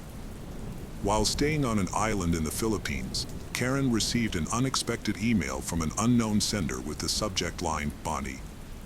The sudden message made her heart pound, as the case, which had been unsolved for years, had recently gained new momentum.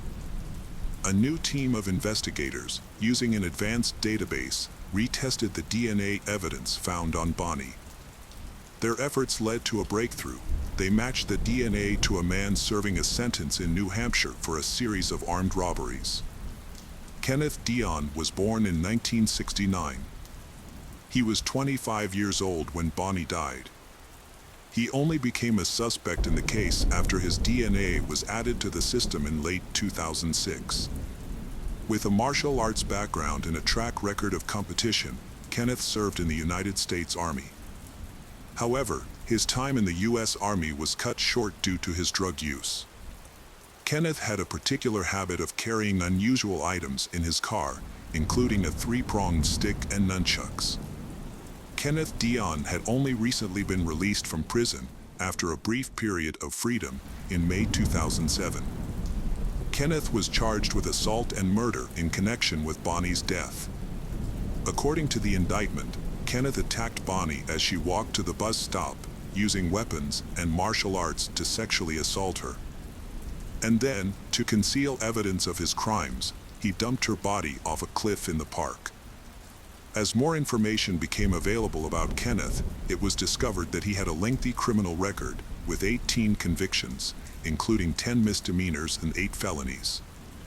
Had Kenneth's DNA been in the database sooner, the case might have been solved more quickly. Kenneth Dion was sentenced to 124 years in prison on October 31, 2011, 17 years after the incident. He received 99 years for murder and 25 years for assault. He is eligible for parole at age 80. The case of Chauhan family. Amarjit Chauhan, the owner of Chiba Freight, a thriving fruit import business near Heathrow Airport. To those around him, Amarjit appeared to be a devoted family man and a kind employer, loved by his staff, and sharing a happy life with his wife and 2 young children. Amarjit viewed his employees as a part of his family. To show his appreciation to them during the busy time of the company, he would often treat them to pizza and drinks. He also maintained a calm and approachable leadership style, which earned him great respect from everyone. Amarjit's employees were concerned about the company's future if he were to move to India, a recurring subject in conversations with his wife Nancy.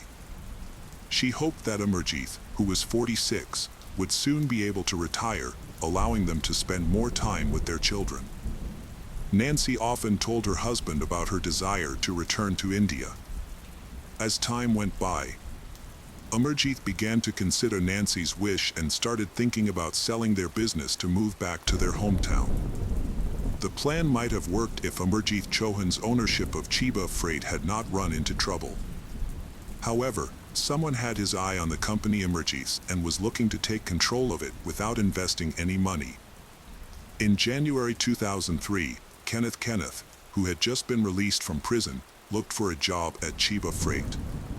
Amarjit, the company's owner, who had also had his own run-ins with the law due to tax evasion, could relate to Kenneth's struggles. Knowing how hard it could be for people to find work after being out prison, Amarjit was willing to give Kenneth a chance, which was consistent with his reputation for being understanding and easygoing. Amarjit decided to offer Kenneth a second chance by hiring him as a driver. Kenneth turned out to be a diligent worker, unafraid to tackle any task, and performed his duties excellent. Kenneth was more than just a driver normally. However, in the past, he was an expert smuggler, nicknamed Captain Cash. By the late 1990s, Kenneth had built up a reputation as a veteran criminal, running various freight companies, which served as fronts to hide his real business, smuggling illegal drugs into the UK.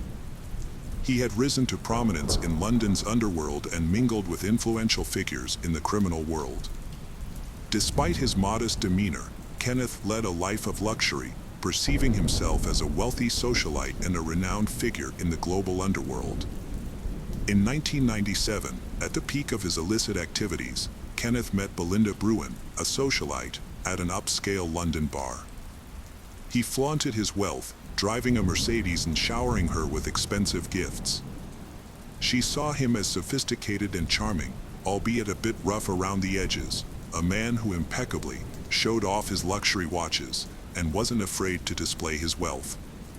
Often seen carrying a briefcase full of cash, Kenneth believed this extravagant lifestyle would boost his social standing. Unbeknownst to her, Belinda Bruin drawn into Kenneth's world of crime and deception. Kenneth becomes intensely infatuated with Belinda. He calls and emails her constantly, professing his feelings, as if he were a lovesick teenager. Even though they only have a superficial acquaintance, Kenneth tells others that Belinda is his girlfriend. This thing's leaving Belinda confused. Kenneth was arrested on June 17, 1998, in possession of 25 kilograms of a white substance, which put him at risk of receiving a prison sentence of up to 18 years. However, Kenneth chose to cooperate with the authorities, and his testimony helped convict 12 major criminals. As a result, his own sentence was significantly reduced. 4 years later, Kenneth being released from prison, he found himself with nothing, no friends, no money, and his assets had been seized. When faced with these hardships, he moves into a small house with his father, determined to find the way to regain his lost wealth and status. Kenneth, looking to get back into the illicit drug trade, targeted Amarjit Chauhan's company Chiba Freight is the perfect stepping stone for his return. He carefully devised a plan to take control of the company, carrying it out so meticulously that no one suspected anything. Once inside the company, Kenneth learned from co-workers that Amarjit was considering selling Chiba Freight to move abroad. Seizing the opportunity, Kenneth approached Amarjit with a fake story, offering a deal worth $4 million to grab his attention. While Amarjit thought over the proposal, Kenneth continued with his plan, seeking to use Chiba Freight for more than just business. Meanwhile, Kenneth also set his sights on Belinda, who had moved to Devon to escape him during his time in prison.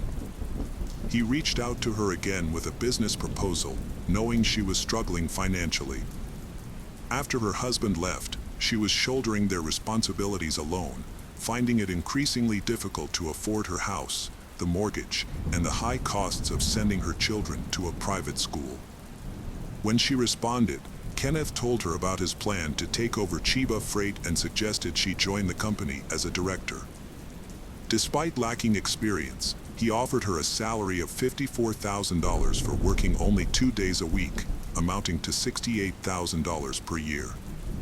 Belinda took advantage of the opportunity and negotiated a higher salary of $72,000, nearly $9,000 more, which Kenneth agreed to without hesitation. Kenneth to visit Belinda at her rural home in Devon under the guise of discussing a job.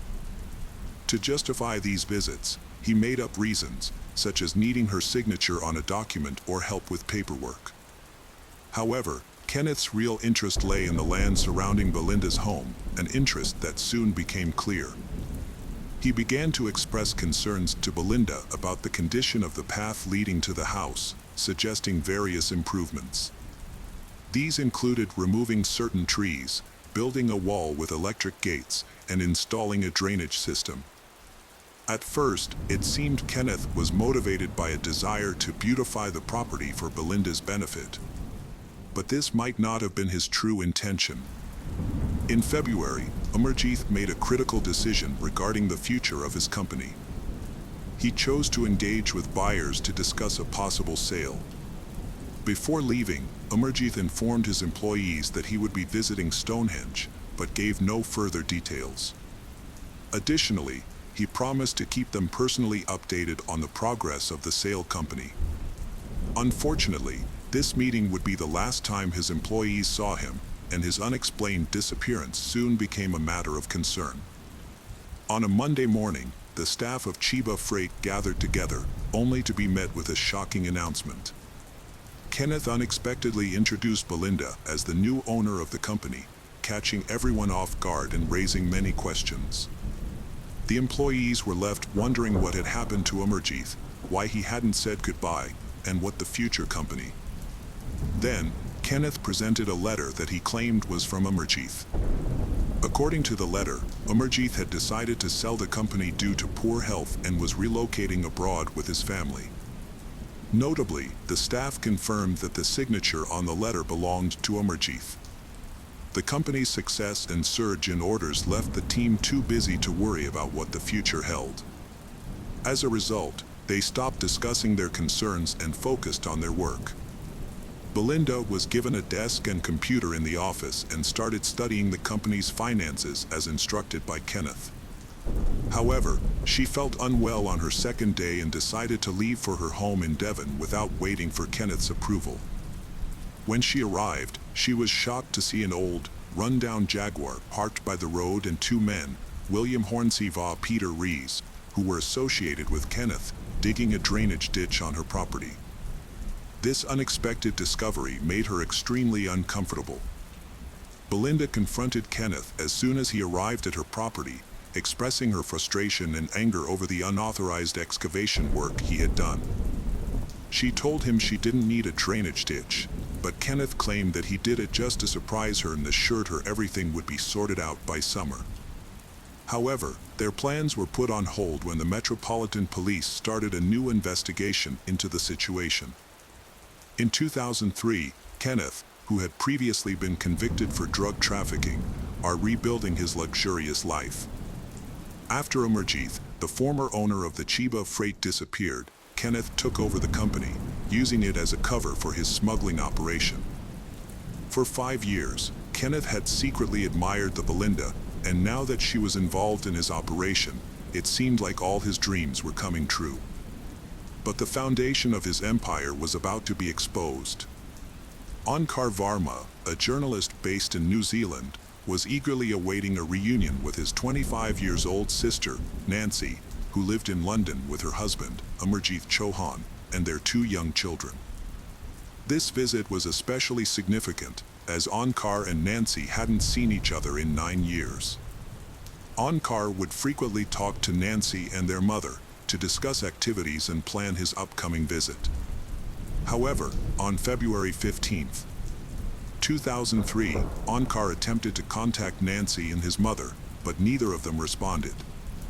Initially, he thought they might be on a trip, but as the days passed without any response, Onkar grew increasingly concerned.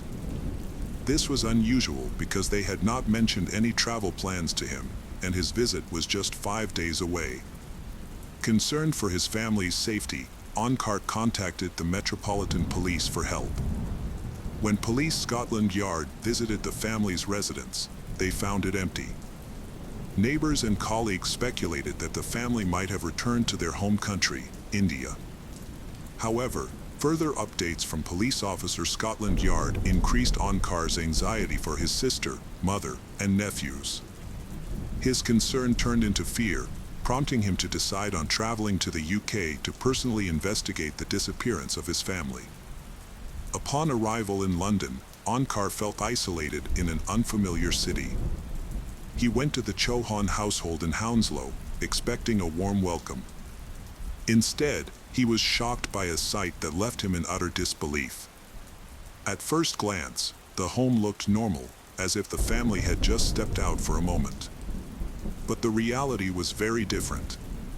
Closer inspection revealed that the family had been gone for weeks.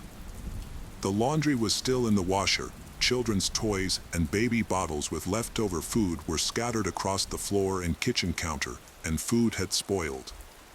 It looked like someone had been interrupted in the middle of washing dishes. While clothes and suitcases were neatly stored away, personal belongings were scattered throughout the three-bedroom house. The refrigerator still had food. But what devastated Onkar the most was finding his mother's cherished prayer book, a possession she always kept close and never left behind. Onkar was confused and worried about his sister's family, who had two young children, disappearing without a trace. It seemed unlikely that they had left their home by choice. Onkar convinced the authorities to launch an investigation. A team of experienced detectives from the Serious Crime Division took over the case. As time passed, Onkar lost hope of ever being reunited with his family, and their future plans will no longer be fulfilled. A massive search was launched to find the family of Amarjit Chauhan.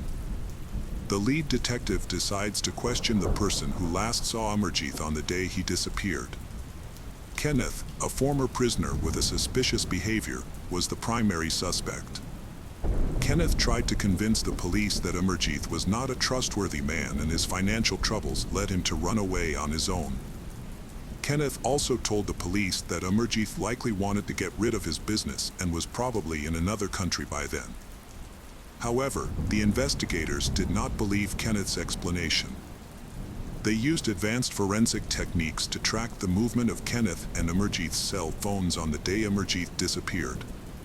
The investigation first located Amarjit's phone at his home, which then moved on to Stonehenge, where a business meeting was scheduled. It was at Stonehenge that Kenneth's phone connected with Amarjit's. And after that, both phones were tracked moving towards Devon. The detectives' only lead was that Belinda Bruin, the new head of Chiba Freight, lived in Devon, so they decided to pay her a visit. However, when the police talked about plans to search Belinda's piece of land, her partner, Kenneth, intervened. He was furious and tried to convince her not to allow the search, suggesting they meet somewhere else instead. Belinda refused to budge. Meanwhile, Kenneth's aide, William Hornsey, got in touch with the chief detective and claimed he had recently spoken with Amarjit. He said that Amarjit was apparently still in Britain. The authorities agreed to meet in Newport, Wales, near the passport agency, hoping to use this opportunity to uncover the truth behind Amarjit's disappearance.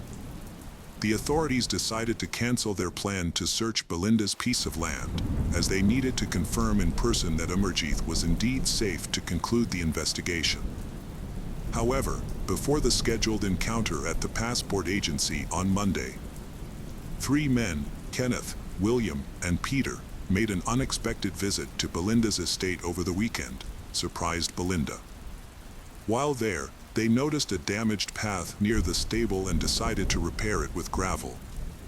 When a digger was later delivered to her estate, she took her children to the city, leaving the three men behind to repair that road. 2 days after, detectives went to the designated site to meet with Amarjit. When they arrived, they saw Hornsey and Kenneth's vehicle appear, stop briefly, and then leave as if the encounter had been cancelled. Kenneth went back to work at Chiba Freight, and the detectives decided to question Belinda again.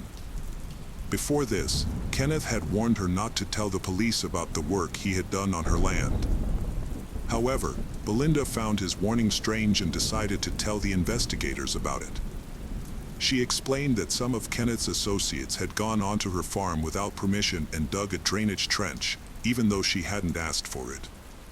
Belinda had unknowingly assisted the police significantly.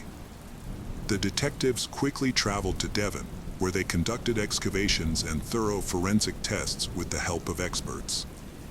They searched through on piece of land Belinda's for 5 days, thinking they would find the remains of Amarjit and his family. However, nothing was discovered. After searching for more than 2 months, in April 2003, police realized that they had been searching in the wrong location. In the popular British holiday town of Bournemouth, Dorset, along the English Channel, a father and son, Dave and Carl, had planned the canoe trip for the evening. The sea was calm, the breeze was refreshing, and the climate ideal for a leisurely paddle. As they made their way through the water, they noticed something large floating in the distance. As they drew closer, they realized it was a badly decomposed body, severely swollen from being in the water for an extended period, making it hard to determine the person's sex. Carl quickly paddled back to shore to alert the authorities while his father, Dave, stayed with the body. Dave was left waiting alone in the darkness for nearly 3 hours as he waited for help to arrive.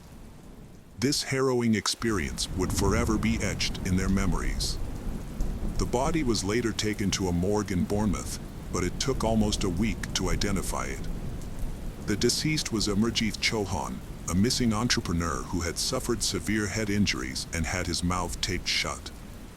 The autopsy revealed that he likely died from the head trauma and suffocation. His clothes were removed for forensic examination.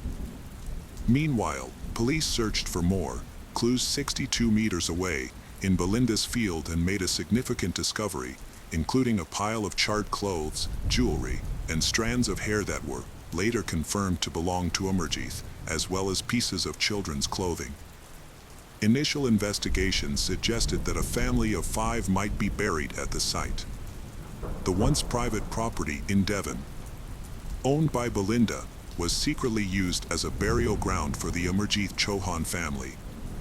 When police became suspicious, the bodies were exhumed and taken by boat to the middle of the bay in Bournemouth, where they were dumped into the sea.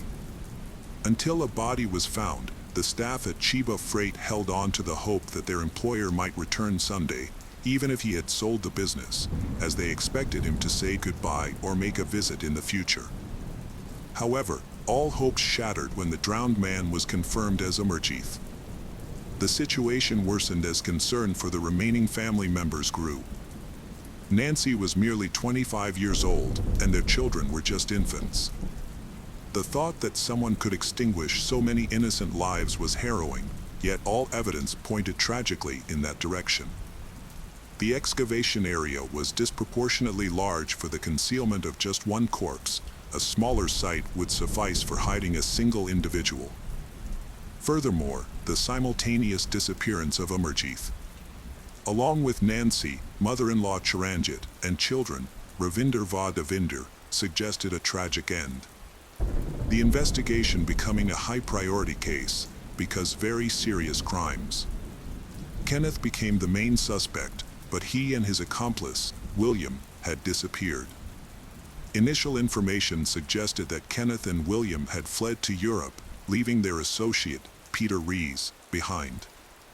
Peter Rees, a 39 years old, feeling intense guilt over his crime, unexpectedly confessed to a stranger he had just met about the circumstances of the Amarjit family's tragic end.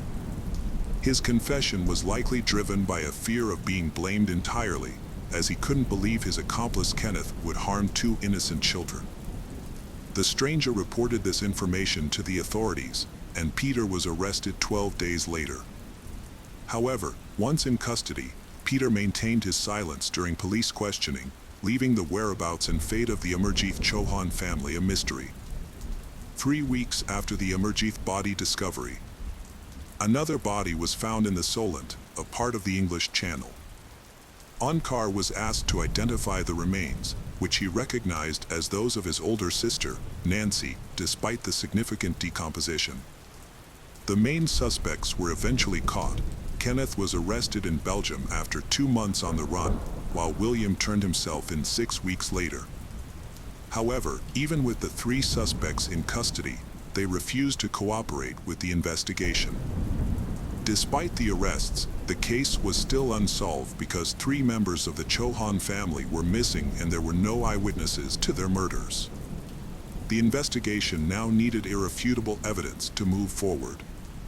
The detectives were unaware that Amarjit had left behind a crucial piece of evidence. In April 2005, the longest criminal trial in British history began, with the prosecution aiming to prove that Kenneth, William, and Peter were responsible for the kidnapping and murder of the Chauhan family. Over the course of the 10-month trial, more than 4,500 physical evidence items were examined. However, the analysis of phone communications formed the core of the prosecution's case. Amarjit had initially met with Kenneth to discuss the sale of the company, but he was kidnapped and held captive at Kenneth's home. There, He was forced to sign documents that would make it seem to his employees that he had sold the business and moved abroad. A significant piece of evidence emerged when the son of William handed over a gray suitcase to the police containing A4 sheets signed by Immerjith. Reagan initially planned to kill only Immerjith, but he realized that this would likely prompt the rest of the family to raise an alarm. As a result, he decided to target the entire family. On the day of the murder, Peter was tasked with keeping an eye on Immerjith, while Kenneth and another accomplice, William, went to the family's home in London. They stayed there for several hours, but exactly how they killed the other family members remains unclear. Immerjith was killed at Kenneth's home, which was then thoroughly renovated, including replacing all the furniture to destroy any evidence. 8 months later, a significant breakthrough occurred when forensic scientists re-examined Immerjith's clothing. They found a folded letter in his right sock. The letter was addressed to Kenneth and dated February 12, 2003, proving that Immerjith had been at Kenneth's residence on the day he disappeared. Unbeknownst to his killers, Immerjith had intentionally left behind this clue. This crucial piece of evidence ultimately helped the police in their investigation. A lengthy 9-month trial ended with the jury's unanimous verdict. Peter Rees was sentenced to 23 years in prison for murdering Immerjith Chauhan. Meanwhile, Kenneth Reagan and William Hornsey each received 5 consecutive life sentences for the murders Nancy, Chiranjit Kaur, Ravinder Va Devinder, ensuring they would spend the rest of their lives behind bars. Later, the remains of Chiranjit Kaur, Immerjith's mother-in-law, were found off the coast of the Isle of Wight. Unfortunately, the bodies of the 2 young children, 18-month-old Devinder and 2-month-old Ravinder, were never recovered. It's often difficult to comprehend how someone could commit such atrocities against children. Typically, individuals who carry out these acts have psychological issues or are unaware of the severity of their actions. However, this was not the case with Kenneth, he to be mentally sound. For him, the brutal acts he committed were simply a means to achieve his goals, and he showed no hesitation in taking innocent lives in pursuit of his own ambitions. Was profoundly affected by incident. He now lives in New Zealand, permanently separated from his nephews. A family video, recorded just 2 days before they disappeared, was found in their empty home. This heartbreaking video is the last remaining testament to a once joyful family torn apart by tragedy.